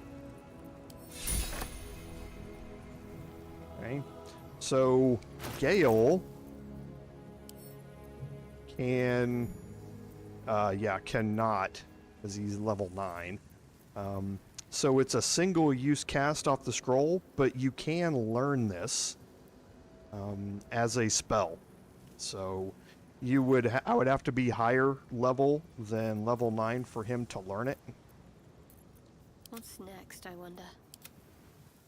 It's So yeah, it might even be worth it to do a 1-level dip into Wizard on Shadowheart just to for her to be able to learn it. But yeah, that you get 2 things for it. First, you get that scroll, but then second, you get the book itself, and the book is worth 2,000 gold. Just check for Okay, so anything definitely not anything to sneer at. There's some other stuff here on the table that you can wish to live in more read times. and pick up, and again, a lot of this is his correspondence and that sort of stuff. So you get some more lore and backstory from him, but that's about it. And don't forget to look at the scrolls. What's hiding here? Because there's always a decent amount of them scattered around down here. At the ready. Okay, now as you said before, this door here's locked. No entry to vaults. Trespassers will be disintegrated. Master Lorroakan. Okay, and you can see we have a quest marker back here. If you click on that door, that uses the mystery door key that we got from the lower level of Ramazith Tower to unlock it. You can lockpick it. I can't remember what the DC, if it's a DC 20, I think, lockpick, to get into it. But you can lockpick it to get in, but you don't need to as long as you've been to Ramazith already. So we're going to come back to this area here, and now that we've found the button, we're going to head over here and press it.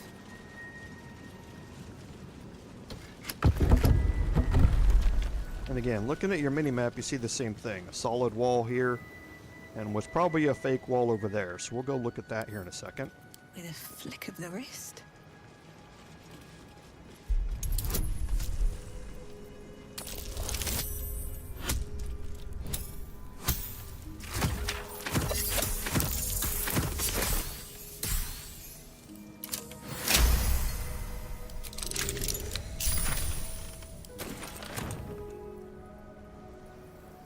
Okay, we'll do the same thing here.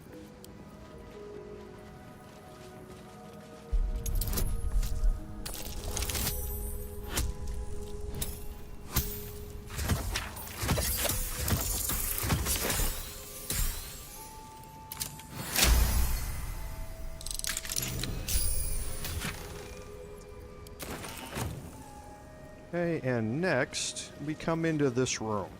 Now, this room has a peculiar lamp in it, and you want to prepare for your interaction with that lamp. And I want to look and see. Okay, so we can summon Shovel here, and we want to have somebody who can bring in a summon. Okay, that's important for this. And we're going to go ahead, since Gale can summon Shovel, we're going to head in there with him, and we're going to interact with the peculiar lamp with him.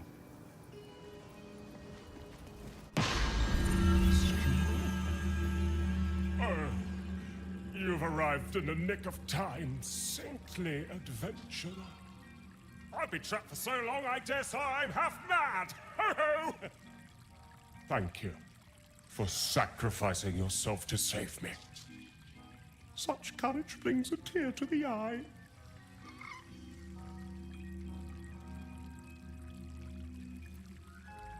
Okay, so we have an Arcana check.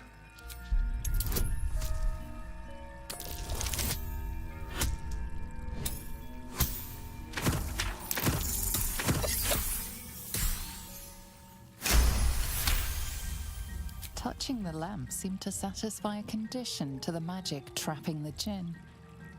You realize what this must be. Imprisonment. One of the most powerful incantations a wizard can cast. You may be stuck here indefinitely. I sense you're deep in thought, my brave new friend. Do not fret. Until another takes your place, you will have all the time in the many worlds to ponder. Toodles!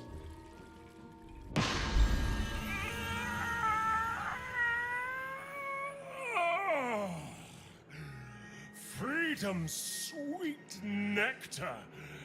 How I missed you. Oh. My rescuer left behind a servant. I'm terribly sorry for your loss. I'm sure you're at your wit's end without your master.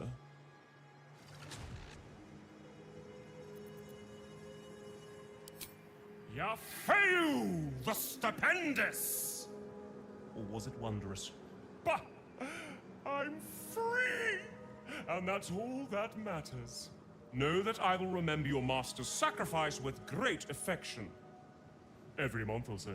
But I must be off. I'm a century late for an appointment.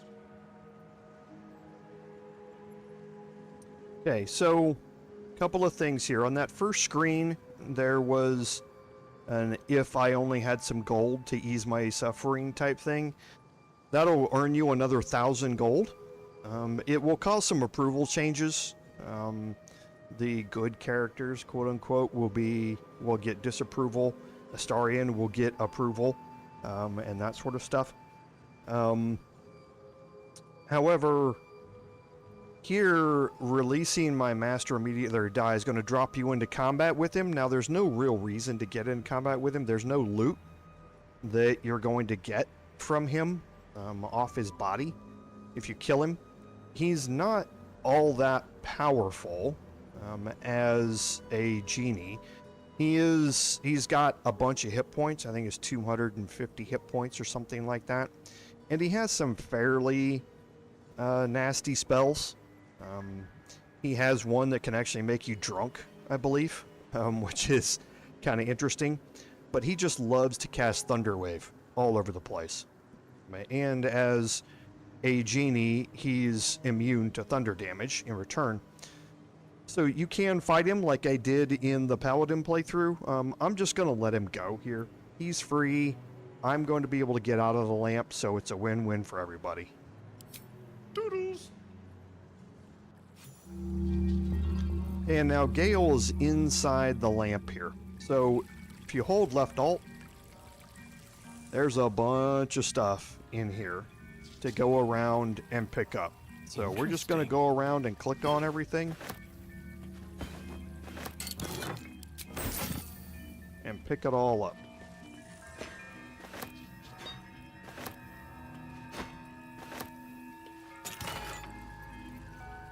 Another scroll of Summon Quasit. This is not Shovel. This is just a regular scroll of it. So if you came in here without somebody who can summon something, this scroll here will allow you to summon a Quasit, which will help you out. So even if I brought somebody else in here, I still have a way out, so to speak.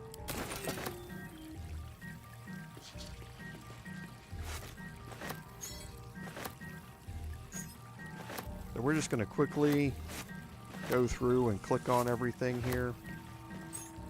Pick it all up. Because there are some good potions, gold, scrolls, that sort of stuff in here that you do want to get. Elixir of Cloud Giant Strength, that's great to have.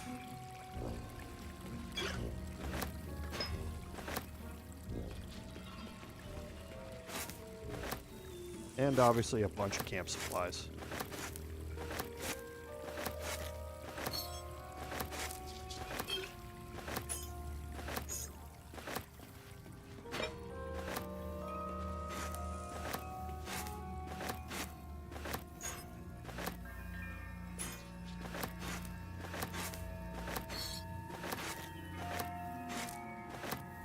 And the last set is this group here.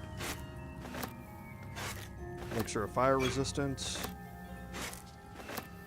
Elixir of Guileful Movement.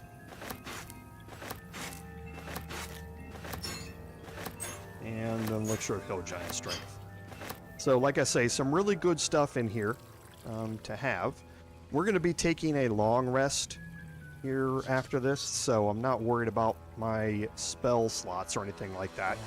But even so, finding or summoning shovel is a ritual spell, so we can do it all the time. And we're just going to bring shovel in.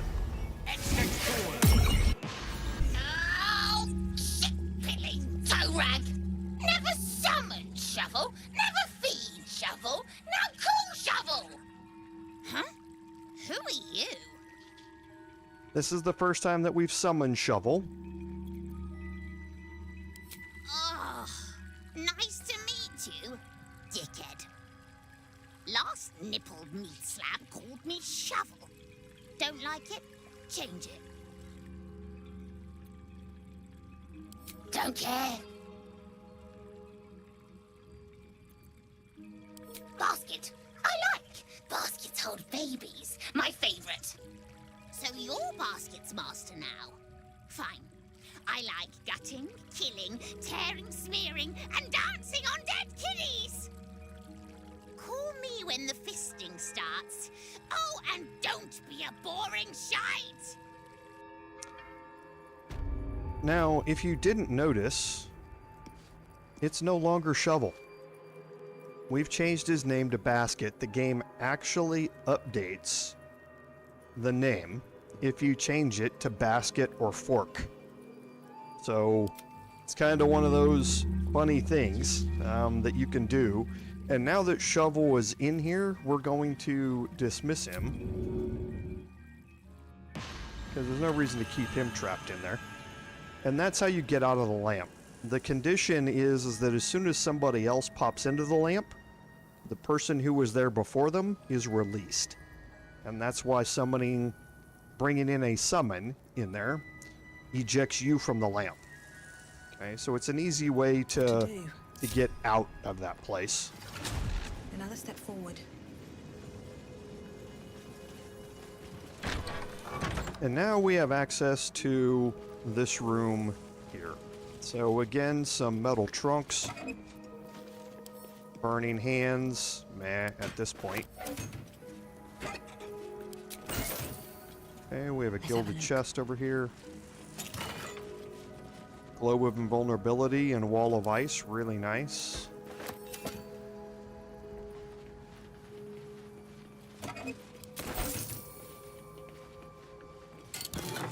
And some more potions. Now the real thing in here though is this display case. Bet I can crack that open. Actually, I don't think I need to. Okay, I do for this one. Yes, the other one.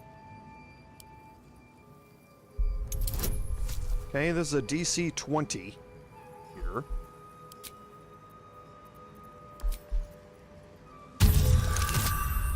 Ooh, another nat 20.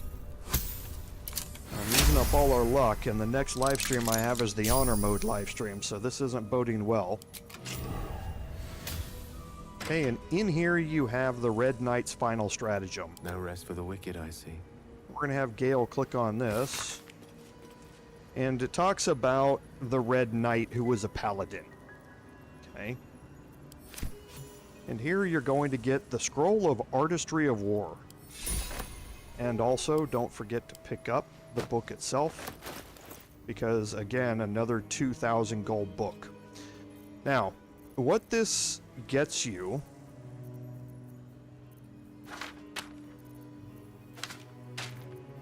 is a very special, unique scroll. Okay? The Scroll of Artistry of War is a much upgraded magic missile. Okay? It does a lot more damage than Magic Missile, but again, just like Magic Missile, it cannot miss, and you can cast it at up to 6 targets. So when it does 12d6 plus 6, it's really doing 2d6 plus 6 to every target that you hit with it. And this isn't like other spells. This is a once per short rest use, and you'll kind of see here, because I can learn this.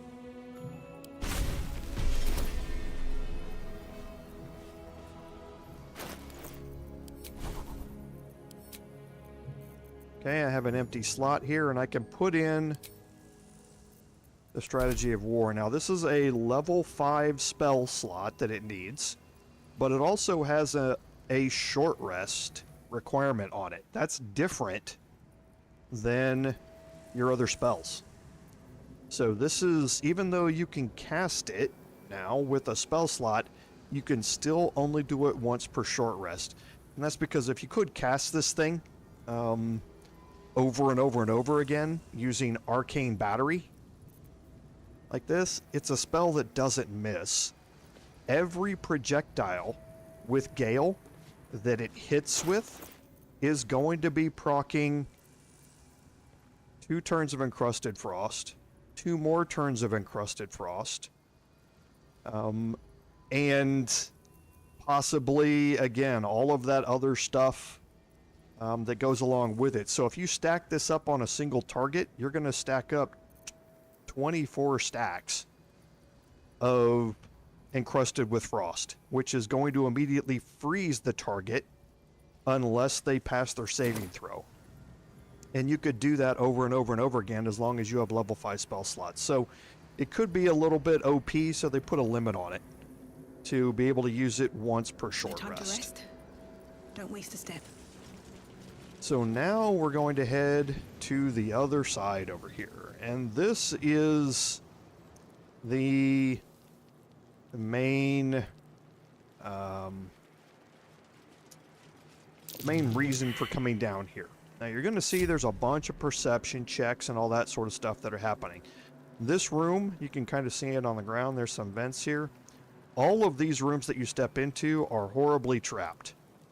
But if you have see invisibility, either through the spell or through Volo's eye, you're going to reveal a lever in every one of those rooms. Be wary. This place is trapped. So you can see the traps that are around here. Don't bother disarming them. Just click the lever. That is going to disarm all of the traps in the room. Step carefully. Okay, so now even if I step on these, Better be it careful won't to matter. trigger that thing. So now you have some choices on where to go here. And you can brute force this. The doors have names on them and allow you to go different ways. However, Elminster and Karsus are locked. The lock picking on these is impossible, so you can't lock pick your way in. You have to find a way to open them, and to do that you need to navigate through the maze of these doors by clicking on them. So what I first need to do though is look at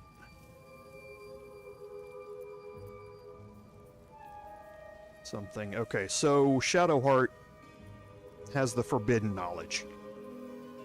Here, that's what I wanted to know. So I'm going to split my group, and I'm going to take my See Invisibility character through the Silver Hand door. Watch how you go. There's a trap. Okay, now you can see some of the trap triggers that are around here. Okay, and for this, again, we have a lever that was revealed. If you can fly, it's going to be beneficial to get you over the traps. And that disabled all the traps in the room. So now we have 4 doors.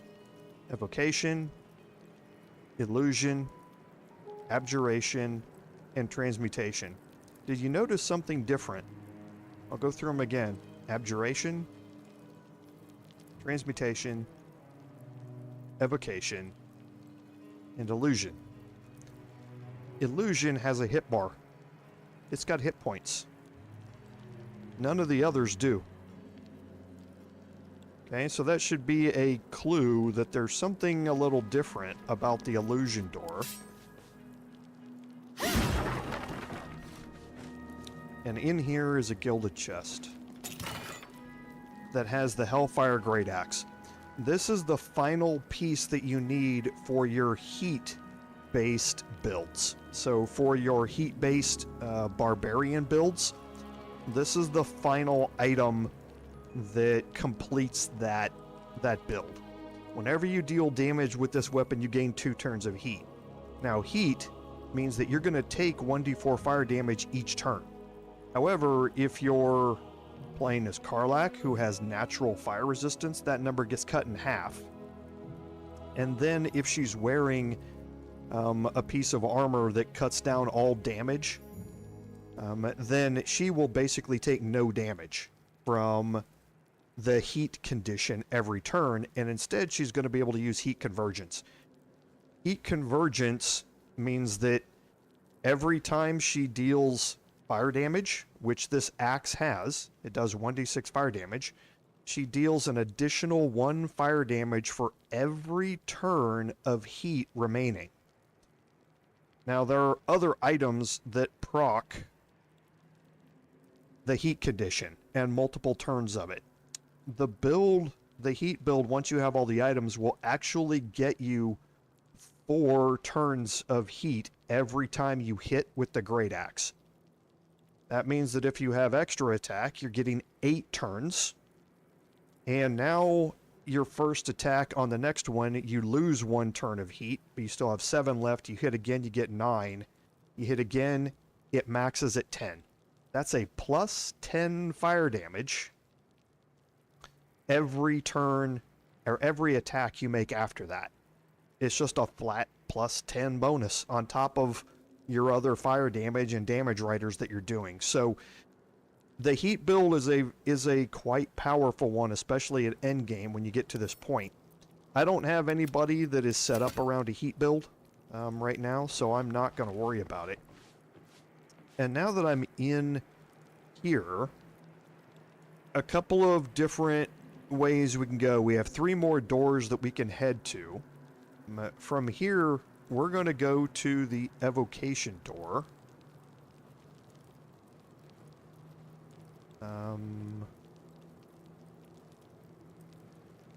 No, we're not. We're going to go to the abjuration door. Here. Here we go. Okay, and again, there's a lever been revealed. Watch how you go. There's a trap. Okay, the trigger was right here in the middle, so we spawned on it. Nothing you can do about that. All you can do is turn the lever off as quick as you can to shut it off. And now from here, the silver door, you can see these have the gear icon. The silver door does not. You can open this door. Now, when you're in here, again, you want to fly over to the lever. Because, again, there are traps and all that sort of stuff in here. And trigger the lever. Now that lever opens the Karsus door. Way back at the start. Okay. And now that we're here, any of these doors should take us back to the very start. And it does. And there you can see the Karsus door is now open. We have another door. We have the Elminster door that we want to open. So let's head back into Silverhand.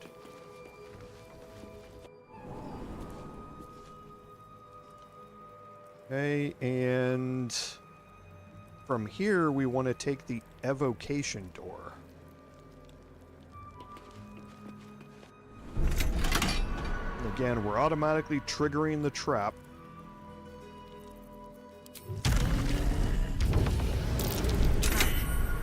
Be cautious. Okay, that time we shut it off before they had a chance to trigger. And from here, the other doors, Foresight has gears, Vulnerability has gears, Gate has gears, Wish does not. Watch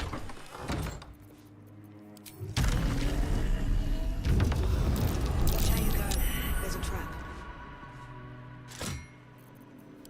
That opens the Elminster door. Step carefully. There's a trap. And while you're here, the foresight door will take you back to the beginning. Alright. So now both the Karsus door and the Elminster door are open. Let's go into Elminster. Each door named after a wizard of renown. The annals must be behind Karsus's door. And that's true, they are. We will do that last. Okay, now in here, these two chests are revealed by having the see invisibility trait. So don't come in here unless you have it. You want to be able to open the two additional chests.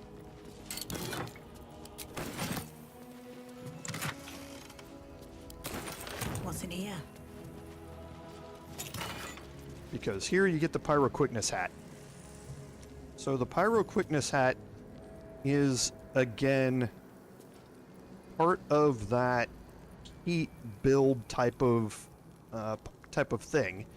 And this one is more caster based.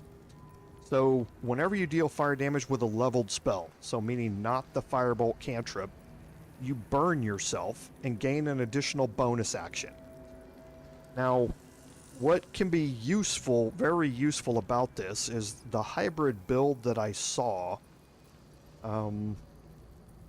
is a combination Warlock Barbarian. That I think they took 3 levels in Warlock and 9 levels in Barbarian, I believe, to get access to replenishable Warlock spells on short rest. Because there are items that when you burn yourself, you gain heat. And that is another way to then proc more heat turns, so you get higher damage faster, but it also allows you to gain an additional bonus action. And as a barbarian, you can then use that second bonus action for your attacks. So this is what allows you with extra attack to gain 4 barbarian attacks per round if your first thing is a leveled spell. So you can throw out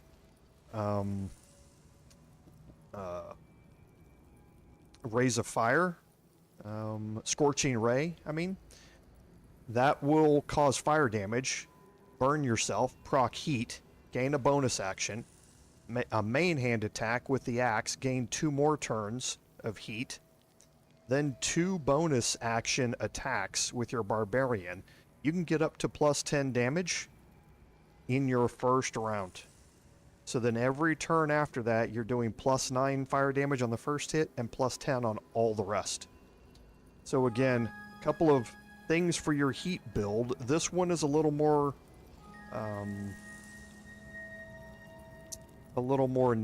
edge case, I would say, based, because you need a very specific build to make it work.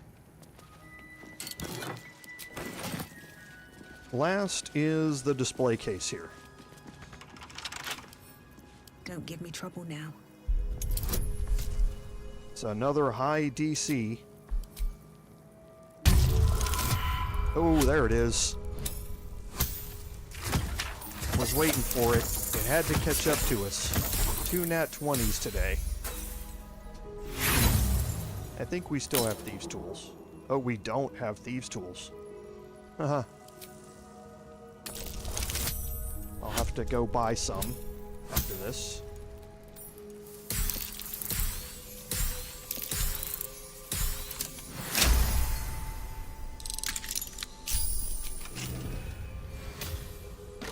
Okay, and in here is the Tharkiate Codex. I wonder what the next move is. Now, we're going to have Shadowheart interact with this. Now, there is a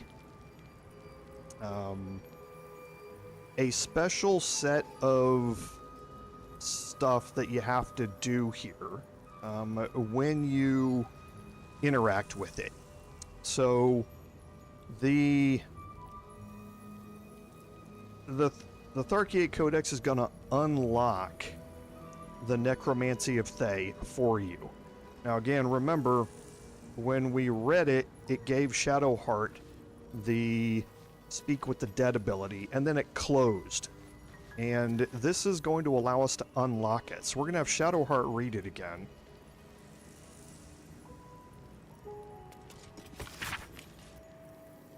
Okay, and here it talks about the necromancy of Thay. Okay, but the wise traveler who can tread the line between life and death will find knowledge witnessed by precious few mortals. The wise traveler is a hint, and the rest of the entry details the precautions and risks associated with doing this. Now we're going to get Tharkiate Withering right off the bat. And that is our Constitution scores reduced by 5. And it is. It's down to a 9. We can cure that with a remove curse. And that immediately gets replaced with Tharkiate Vigor. So we're going to 20 temporary hit points by the Codex. Now this is a permanent thing. So as soon as she takes a long rest, she's going to wake up from it and have 20 additional hit points. So it's a buff that you get. It can be applied to anybody who's read the Necromancy of Thay previously.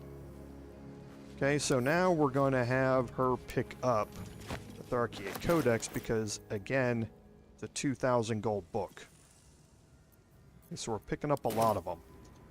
And now she can reread the Necromancy of Thay, but before she does this, we need to buff up her abilities here, or her saving throw, because it said that the wise character can tread the line between life and death, and that lets you know that there's a wisdom saving throw involved here. Now her wisdom's 20, so right now she's getting a plus 12 to her saving throws, right? Which is very nice because the DC on this is 20. Now again, I want to try and get this so I don't necessarily have to utilize an inspiration if I can't, so... But I'm really not going to spend a whole ton of time going through it either. Nearest library. Okay, so Gale can cast Resistance. Let's get on with it. She can cast Beacon of Hope. I just need to repair it here.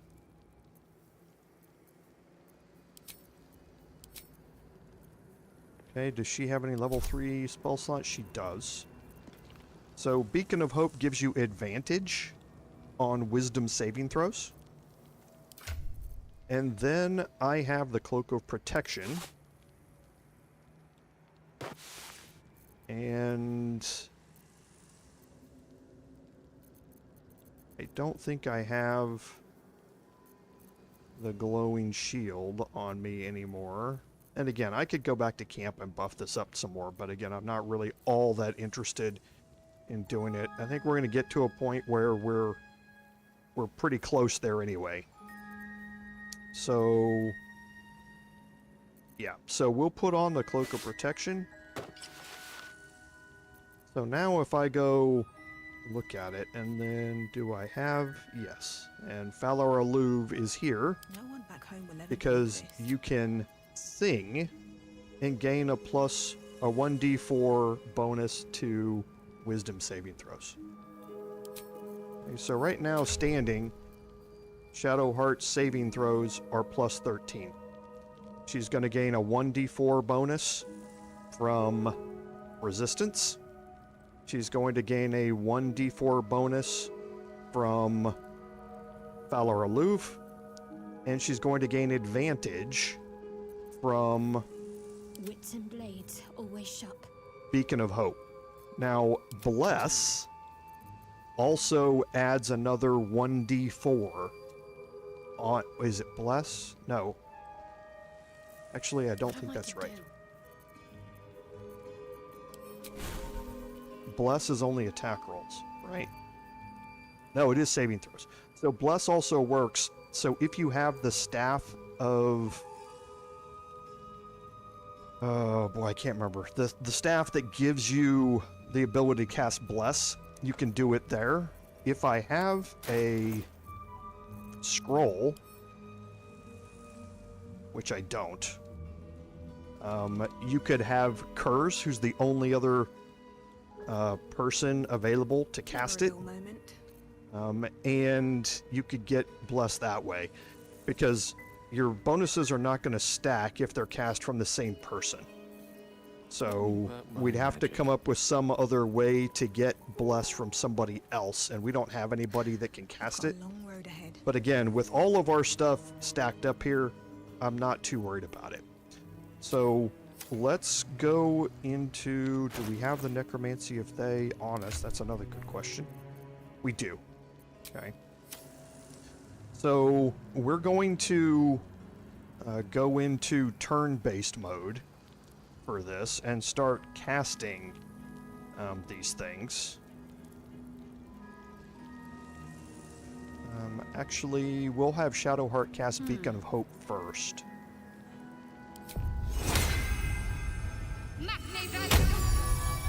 Then we'll go into turn-based mode. Have a lot on my mind. And, I well, will sing. In it. Gale will cast Resistance.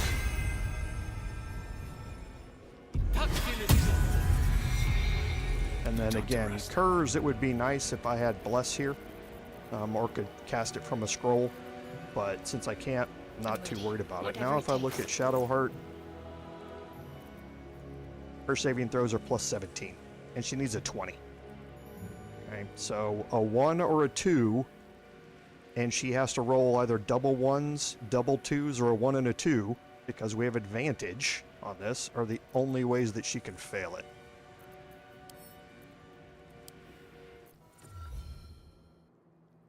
The book radiates power, but the words you read in the codex echo in your mind, guiding your eyes safely across the page.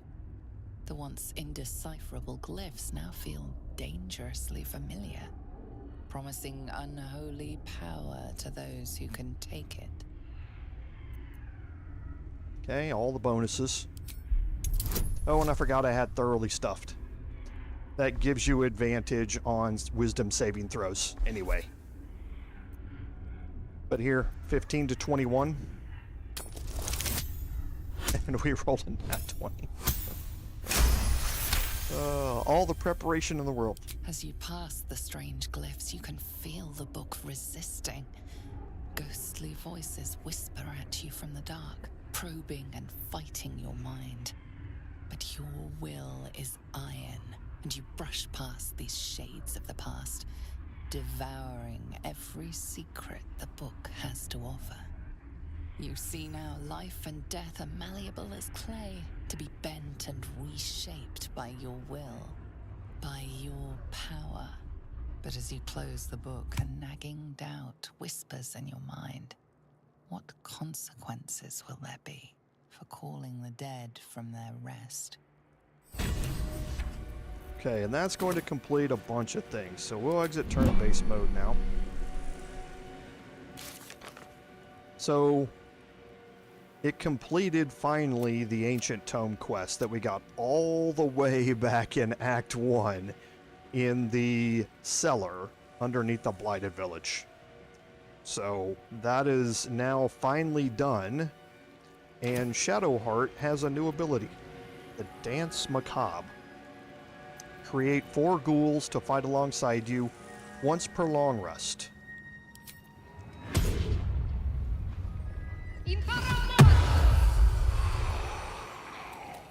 Okay, so once per long rest you can summon ghouls. Those are now 4 followers that she has. Now the ghouls have a 17 armor class. They only have 20 hit points. However, that can be affected by other things, and you'll see that here in a little bit. But they have the Gnawing Horde trait, which is basically ravenous ghouls that fight alongside you. Now, ghouls, again, have abilities that go along with their attacks. Okay, and one of them is Devour. So if you can knock a target prone, or if you've knocked it unconscious, or it is sleeping, you're going to deal 3d10 plus 3 slashing damage, and you're going to heal 3d10 hit points. Okay, and this is an action that they can do every single turn. It doesn't reset or anything like that. It's just an attack. Now, their claw attack is what's really impressive about ghouls, because we've seen this before. It does 2d6 plus 3 slashing damage. It can possibly paralyze the target for 2 turns. It's a Constitution save with a DC of 11. Okay, so it's not all that difficult to save against it, but it is with every attack. They can paralyze a target. Paralyzing a target means that every attack is going to be a crit. And this is where the Dance Macabre really becomes dangerous in a fight. If you can get this to land on an enemy, that enemy is just dead at this point in the game. It does not matter who it is. If I land this on Raphael, Raphael is just dead. Especially with Paladin Smites and all of that sort of stuff going off against him, I can take half of Raphael's hit points with a crit hit Astarian build. And now if I can double that up again with him being paralyzed and guaranteeing crits, then 2 turns, Raphael's done. You can actually 1 turn Raphael. It's a very specialized build to do it, but you can actually do it. I've seen videos of people doing it. But Claws gives you a way to guarantee those critical hits if you can get it to land, and that's just on every attack that they do. Okay, so very, very impressive followers, if you can keep them alive. Still alive, so that's progress. Okay, so now that finishes up the Elminster Vault here. I believe it does, so we'll hit return here. Yes. And this will take us back to the starting room. And now the other way that we need to go is Karsus. What path lies before me?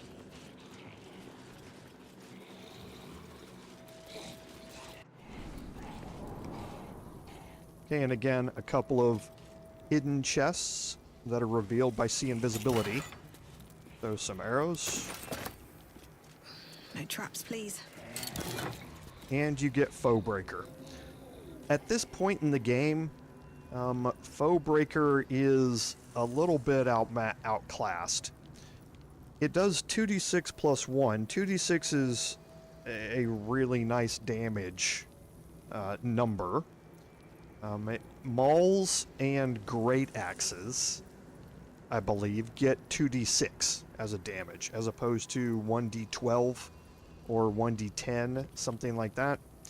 And Great Swords, actually, I think, get it as well. So 2d6 is a good damage number. However, there's not really a whole lot else about this to recommend it at this stage of the game. The weapon ignores bludgeoning resistance, which very situationally can be useful. If you were able to find this weapon in the Grimforge, and use it against Grim, then I can see how it can be much more useful, but at this point in Act 3, there's not really a use for it. You're going to find some various weapons scattered around,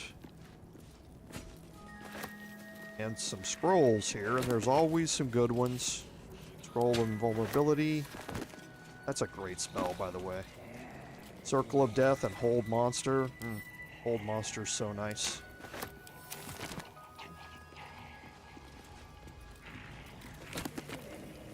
Odaluk's Freezing Sphere.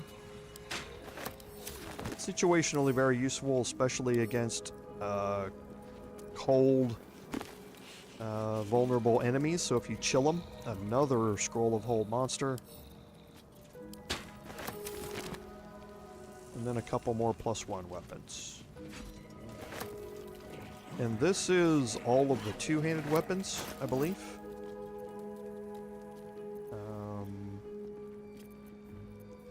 That we just picked up. Yeah, so Great Sword's 2d6. The Great Axe is 1d12, which is less average damage than 2d6, even though the max is the same. The Glaive is 1d10. The Halberd's 1d10. And yeah, those were the ones. Then we picked up the Maul previously. But these get unencumbered. Now here on the shelf, excellent choice. We have Mine a couple for of the taking. things. So may just be warned here is just a little warning about Karsus. This was Karsus's warning. He thought himself equal to Mystra and devised a plan to make himself her equal. And it talks about the Karsite Weave a little bit and how basically his reach exceeded his grasp. And the Scroll of Dethrone here is very nice. So again, for Dethrone, you can learn this.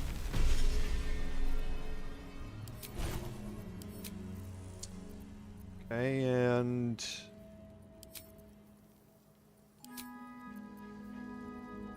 for necrotic damage, Dethrone is the highest damage that you're going to get, with 1d6 plus 20 compared to Blight, which is 8d8. Dethrone has a much higher damage threshold. So if you find somebody who's vulnerable to necrotic damage, Dethrone is just the way to go. That plus 20 means that's a minimum. So you're now rolling 10d6, which means you're going to have a minimum of 30 damage with it. Whereas with Blight, you have a minimum of 8. So for your necrotic builds, Dethrone is the end-all be-all, but you will notice Dethrone also comes with something special, in that it is only able to be cast once per long rest. So just like the Curriculum of Strategy at once per short rest, Dethrone is once per long rest. And again, as you go through them, the others don't have that. The spells you're finding down here are very unique type of spells, so it's not going to let you be too OP. 80 damage, possibly 30 to 80 at a level 5 spell is actually incredible.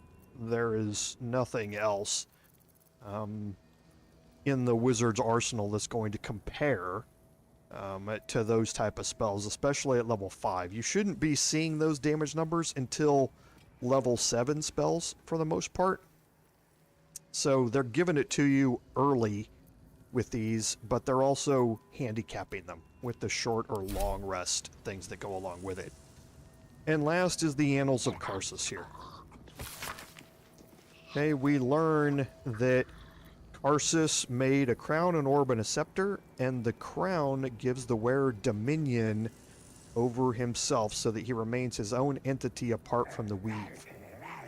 Now, it also grants domination of somebody else when you combine it with the 3 netherstones. And that's what's being done right now to the Elder Brain.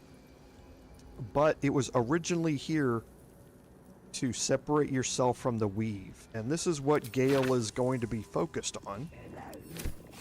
These notes are no mere diary. These are the visions of Karsus himself. Designs for the crown he hoped to forge. And the new form of magic he planned to create with it. It seems Raphael was telling you the truth. The crown you saw atop the Elder Brain is indeed of Karsus's making.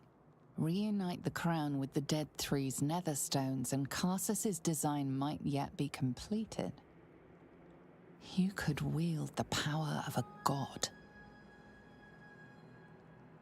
Okay, now you have an opportunity to influence how Gale is going to proceed with the completion of his quest. Though Karsus could only have worn the crown for mere moments, he managed to destroy an empire, killing thousands in the process. In the hands of the Dead Three's chosen, it threatens to do much the same. You must find a way to stop them, to render the crown harmless, detonating the orb if necessary. You can save Faerun from Karsus's evil and the Absolutes in one fell swoop. Only you might not live to enjoy it. Okay, so again, multiple ways to influence how Gale Not as bad as it is could going to have. look at things. Let's end his shapeshift here real quick. All right. What now? Dame Aylin has little to feel sorry about. Lorroakan would have inflicted a far worse fate on her given the chance.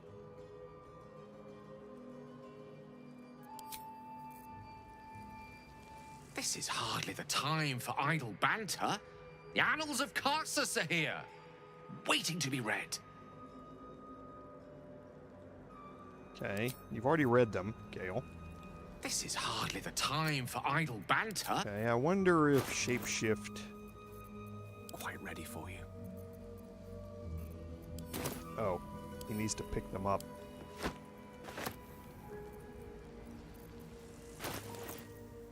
No, we've already read them.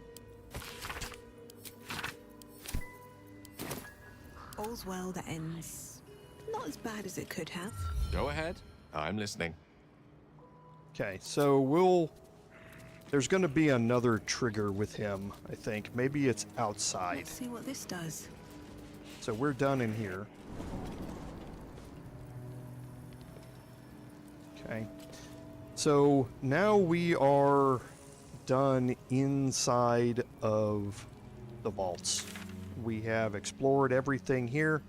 We have a portal that takes us back up Moving ahead. to the office. And again, we're red bordered, so we can't fast travel from here.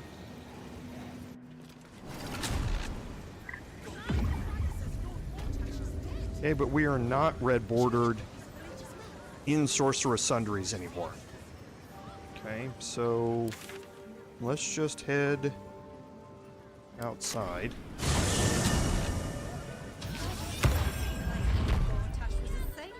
See if we can talk to Gale again. Go ahead. No. I'm listening. Okay, but that has advanced his quest. So Gale could attempt to reforge the true crown and bring in the 3 netherstones together again, but first we have to find them. So now you can see that we are quickly running out of quests to do.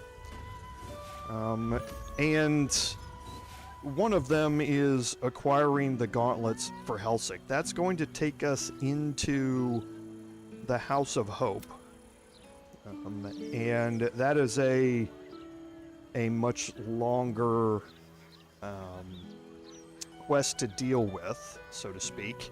That's also going to deal with the devil and help Kithrak Voss. And then that's going to lead us into Free Orpheus. So for now, let's go ahead and take a long rest.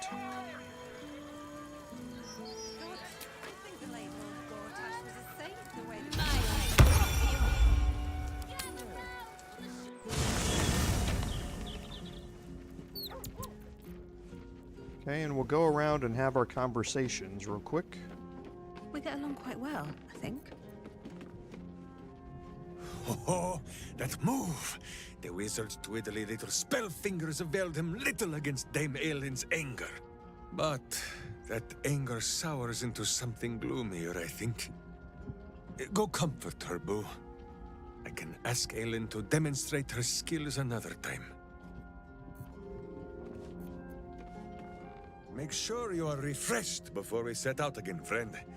The road to justice is paved with kicked buttocks.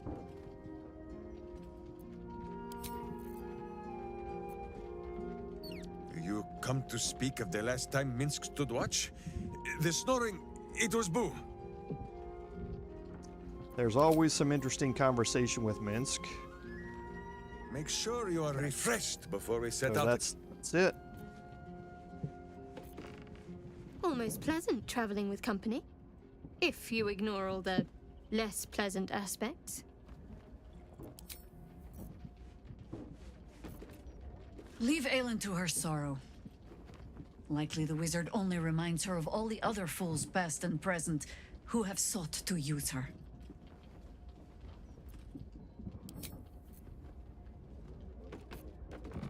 Oakfather preserve you. Let's talk. Yep, we know. You're glitched.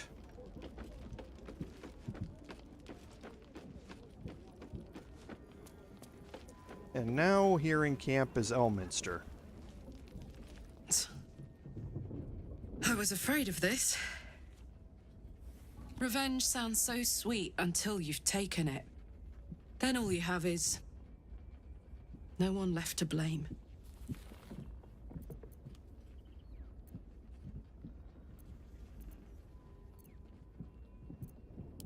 Us Strongs understand each other. Especially in the empty minutes after a fight you didn't ask for. Or maybe shouldn't have. I just hope Aylin's wise enough to sort it out before it sorts her. We're gonna save this conversation till last. I expected Nightsong to be overjoyed after killing her fair-haired fool. Instead, she just seemed tired. No, I don't think that's it. She probably just needs some time for it to sink in. I'm sure she'll be elated soon.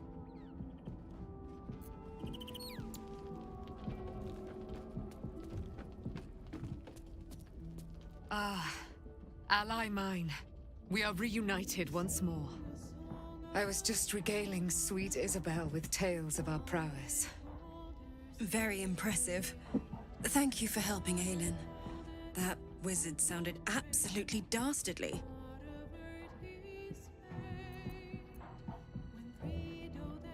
I always do, with darling Isabel by my side. Enjoy the spoils of your victory. Spin memories of Lorroakan's death in your mind like silk floss. My darling, we must inform our friend of our news. Indeed. I've scouted a Selûnite enclave outside the city. They faced the Absolute's armies and come out battered and bruised. Aylin and I will go to them, provide what help we can. But fear not. When the time comes for you to face the foe of foes, Isabel and I will stand by your side. We wouldn't miss it. Not for anything. Go well, friend. We will see you soon. And with our great powers combined, this city will be saved. Okay, and that's going to remove those two from your camp.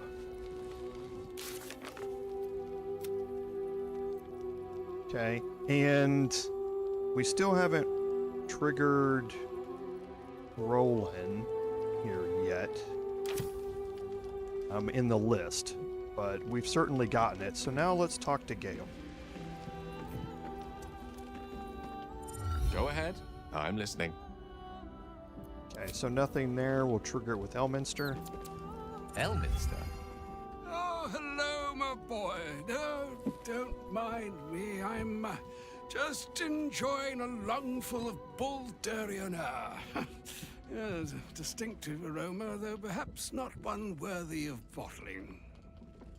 I hear you've been browsing in the most esteemed of emporiums, Sorcerous Sundries.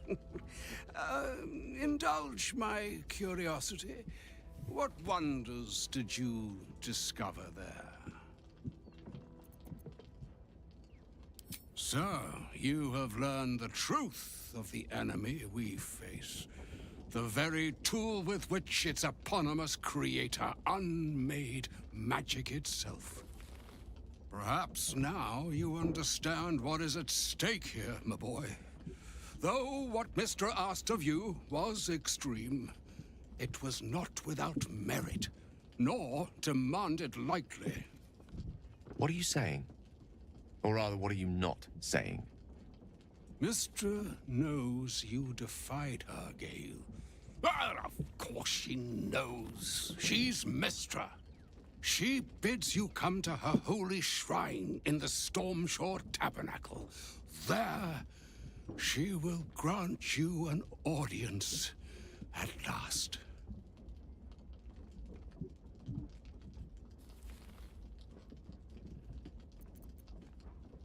I'm curious enough to make the attempt. All right. An audience with the mother of magic, it is. Perhaps that should have been your mission right from the start. Trust in yourself. Trust in the weave. If you are willing, trust in Mystra. There is a conclusion yet to be written in this sorry tale, Gale of Waterdeep. And yours is the quill that will write it. Okay, so we're gonna have to go meet with Mystra, and we will do that in the morning. So now let's take our long rest.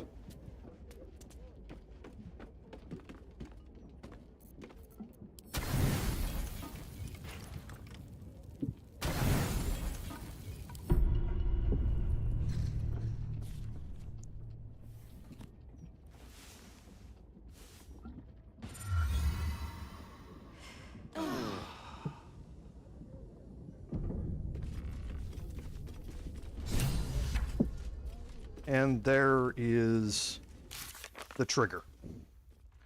Rolan is grateful for your help securing his position. We can rely on the tower's full power should we ever need it. So that's going to get us that artillery strike that we were talking about previously. So you can see we are stacking up a significant amount of allies for us for the final fight, which is a good thing. So now we need to go meet with Mystra. But first, let's get everybody buffed up. So we're going to leave Gale out of the party. This vessel is at thy disposal. But the vessel only stares blankly. Okay, we're going to have Shadowheart cast the Dance Macabre now.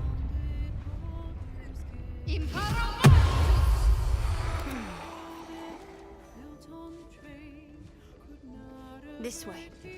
Still alive, so that's progress. Okay, so that was probably a mistake on my part.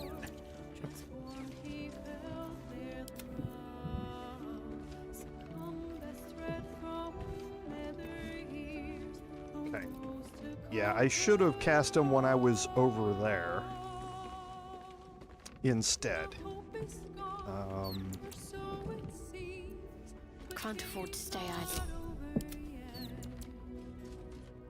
Yeah. So I'm not going to be able to move them from here, and I can't reach them. I don't think. Yeah, because I can't get Gale.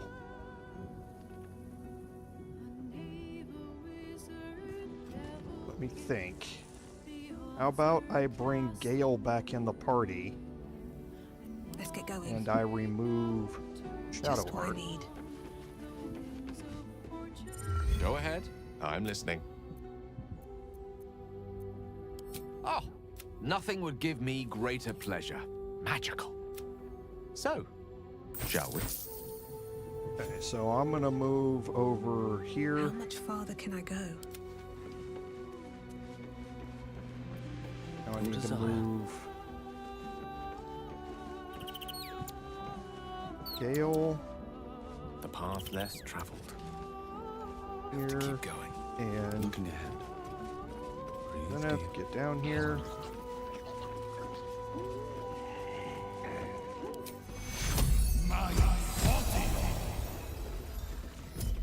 Okay.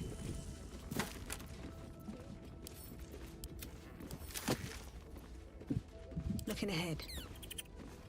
Now, Shadowheart. Poor Gale. I hope he knows that a goddess abandoning him needn't be the end. I know from experience. A bit crowded, don't you think? Wonderful. Okay. And now you can see that the ghouls benefit from the additional 12 hit points from Thoroughly Stuffed. Okay. So they all have that buff as well. So there's their maximum hit points are increased by 12. But again, they are immune to disease, poison, they can't be frightened, and they make all wisdom saving throws with advantage. So they have all the same buffs that we do because of it. Salutations. So now with Gale, I need to get him to 18, right? Yep, he's a level 9 wizard.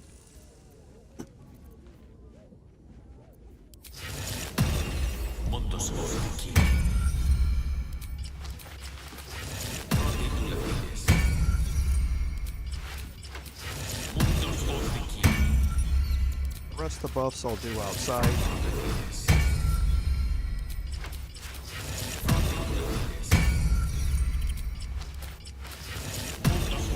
Okay, that's 15. I can cast Armor of Agathis, which is going to be 18.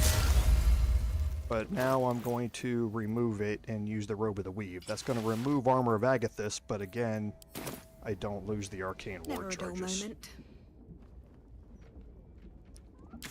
Okay, so now for this, I need to be all the way down at the Basilisk Gate.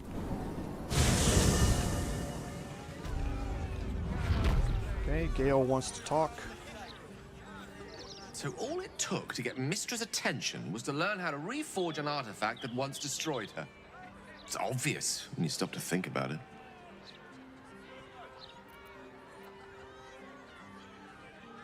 Well, I doubt it's an apology for asking me to die on her behalf.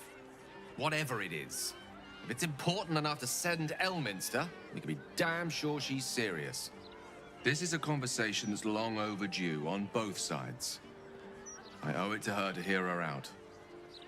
Come what may afterwards.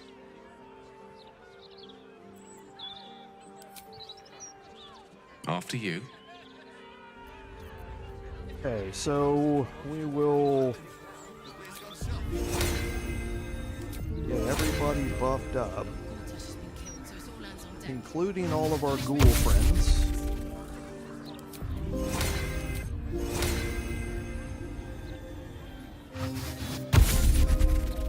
So I believe everybody has Long Strider now. They do.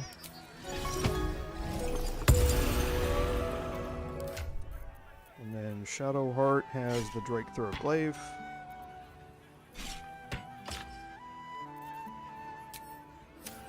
And we still have the spear on our back. My faith will guide me.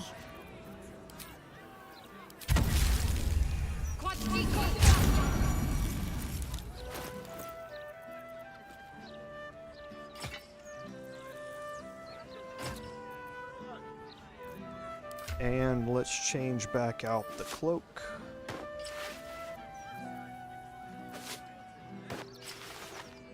And change back out the thieves' gear. Interesting times.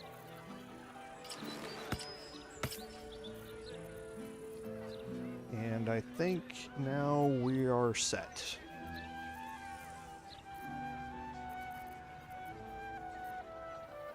Okay.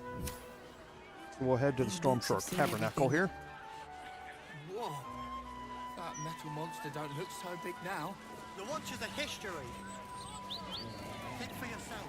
Show some With our ghoul army following us. Shield our people. I believe Vicar Humbletoes is still angry at us. Sometimes since I stood. Welcome back, child. No, we of didn't do it faith. here. You have come far, I perceive. How may I serve you this day? Of course, my child. Within limits.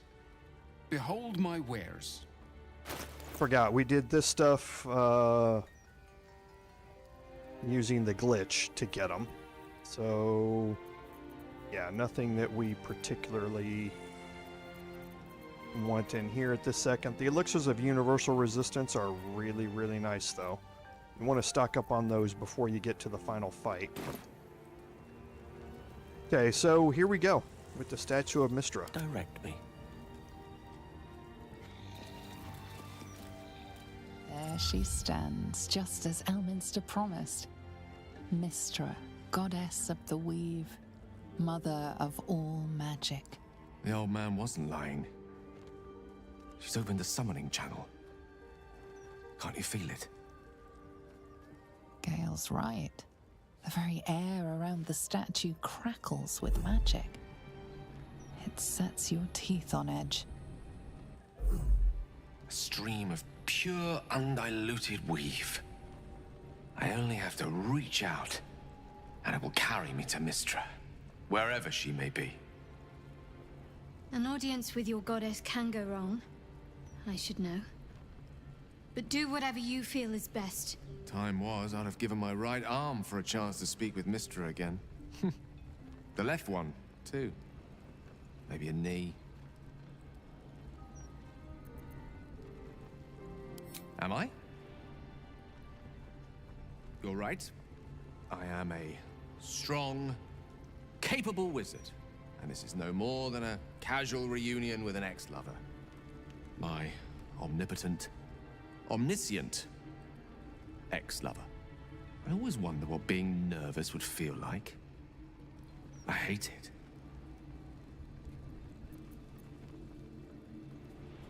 During my time locked away in Waterdeep, I prepared a quite comprehensive speech for her on the subject of our former relationship and the manner in which it ended. Alas, recent events have rendered the majority of it moot, so I'm gonna have to improvise. Unless you have any words of wisdom to impart before I go.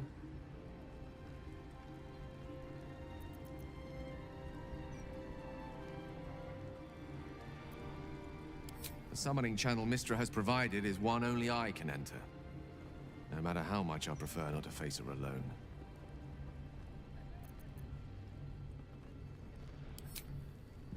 You're right. A heartfelt apology is the surest way to a goddess's heart. And her favor. I pray that she'll be in a forgiving mood. If she weren't the one I'd be praying to. I'll only be gone for a matter of moments. The Outer Planes experience time quite differently to our own. Wait for me. Please.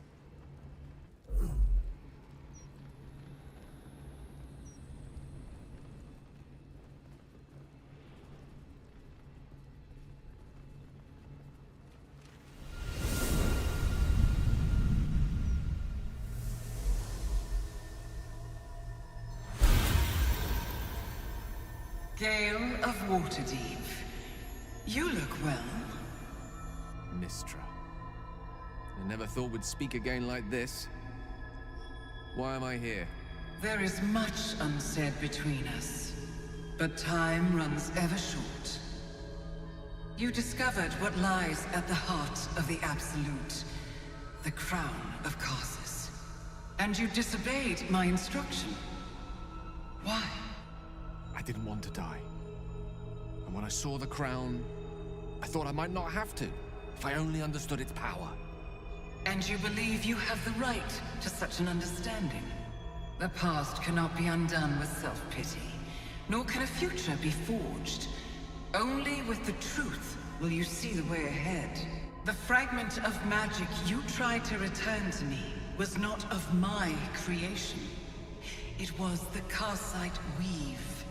It is a corrupted, half-born magic, wrought in the brief moment Karsus ascended to godhood. It hungers for power, just as he did, and it can never be sated. You unleashed something that would consume all magic in existence, and yet you thought only of preserving yourself. That can't be. It wasn't. It couldn't have been. I only wished to prove myself worthy. I had no idea. You were already worthy. What you lacked was patience, and it cost you dearly. When the Karsite weave entered your body, your gifts were the first thing it consumed. The only reason the orb sleeps is because I have allowed it to feed on the true weave. A temporary measure, but one that will not be enough to save us. With each day that passes, the Elder Brain threatens to become a new kind of god. Its worshippers, a scourge of soulless illithids. If you will not use the orb to end this abomination, then you must find a way to separate crown and host. When you've done this, you must surrender the crown of Karsus to me. I won't let you down again. When the Absolute is vanquished, I will surrender Karsus's powers to you. You have my word. Thank you. May the Weave's light guide your purpose, and its wisdom guide your hand. The future of magic rests on your shoulders, Gale of Waterdeep. I promise you, it is a burden you are strong enough to bear.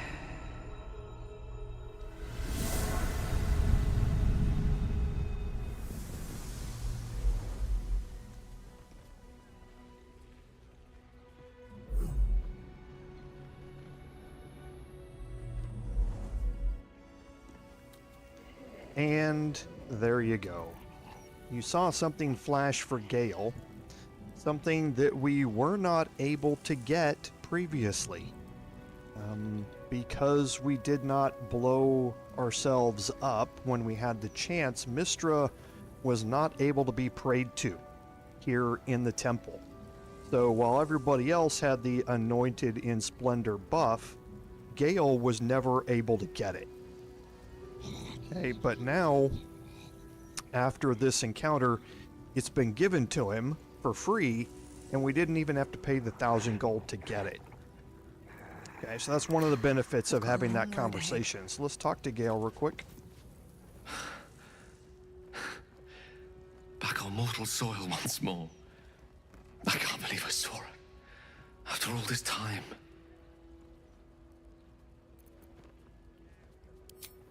Relieved. Drained. Proud of myself for summoning the courage to go to her in the first place. And, if I'm being totally honest, a bit lightheaded. As if it wasn't enough to have seen her again. She didn't exactly summon me there for small talk. The Karsite weave. Within me this whole time. I knew the orb was no ordinary ball of magic before it to be Karsus's malignant creation. Gods! How did I not see that? But I should have known. What right had I to go about declaring myself an archmage when I was as foolish as a common apprentice in setting such an entity loose? At least now I'm armed with the truth. And Mystra's expectations. Once I bring the crown of Karsus to her, I can put everything right. The orb, too. I'll be myself again. For all that's worth.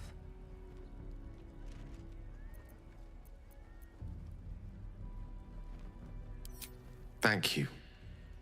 There aren't many I'd trust to stand beside me on such a journey. Fewer still who would do so because they believed I deserved such a chance. If I could promise you one thing in return for your faith in me, it's this. I will use everything in my power to ensure we defeat this evil. I will not let you down. Now, I believe we've a date with an Elder Brain to get to. Shall we? Okay, and for him, we've expanded his quest a little bit.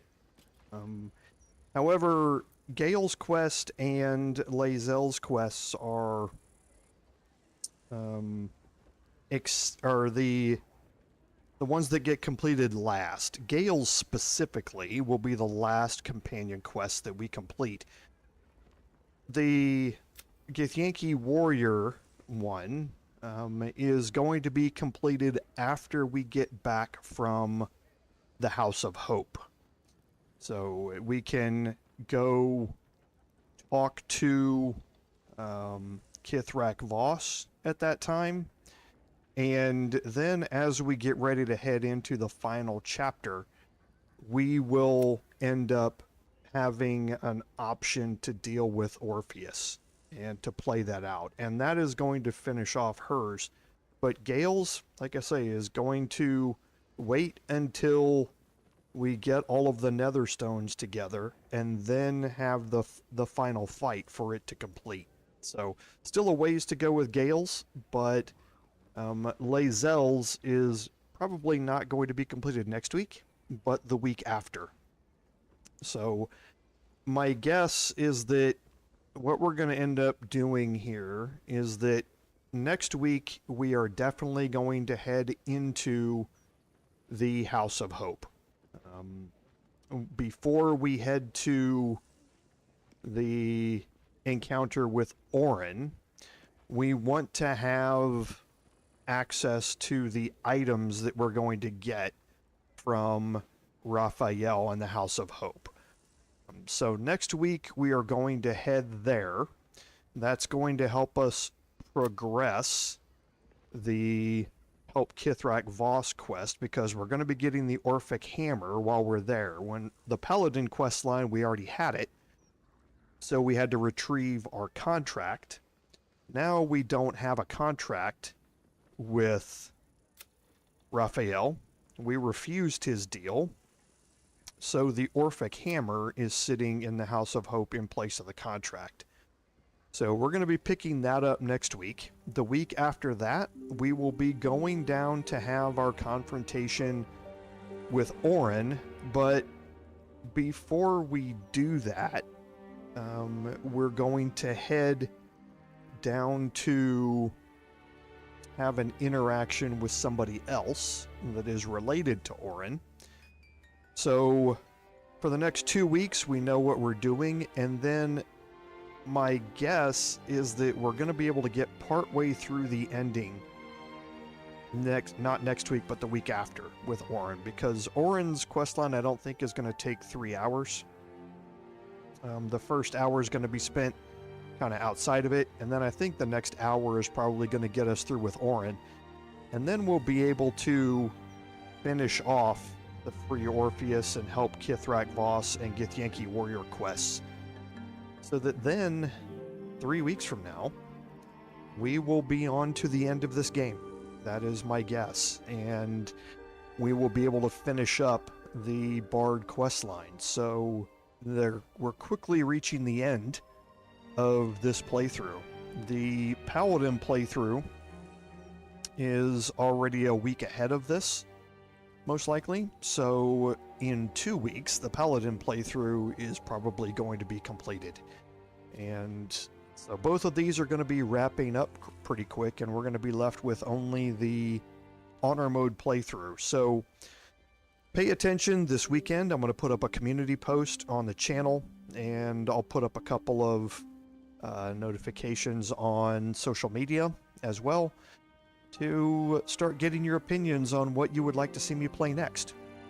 I have a couple of ideas for at least one I'd like to do, but if I get a couple of different games that have a large request pool, then maybe we will be back to 3 live streams. Otherwise, more than likely, I'll drop off the Wednesday live stream and just continue with a Saturday and Sunday live streams. The weekends are much easier for all of you to join than the evenings, but we will kind of get to that point and see where we are. So for now, I'm going to drop a save. And it's taking longer and longer to save the more of these saves I get. And off stream, I will do some inventory cleanup, sell off some items and that sort of stuff, so that next week we are ready to start our journey into the House of Hope. So as always, thank you all for being here. I know it's late for a lot of you, but for those of you who are here tonight, again, I certainly appreciate it, because without your support, none of this would be possible. This is Commander Jorval saying until next time, fare thee well. Whoa. That metal monster don't look so big now. The Watch is a history. Think for yourself and show some mercy.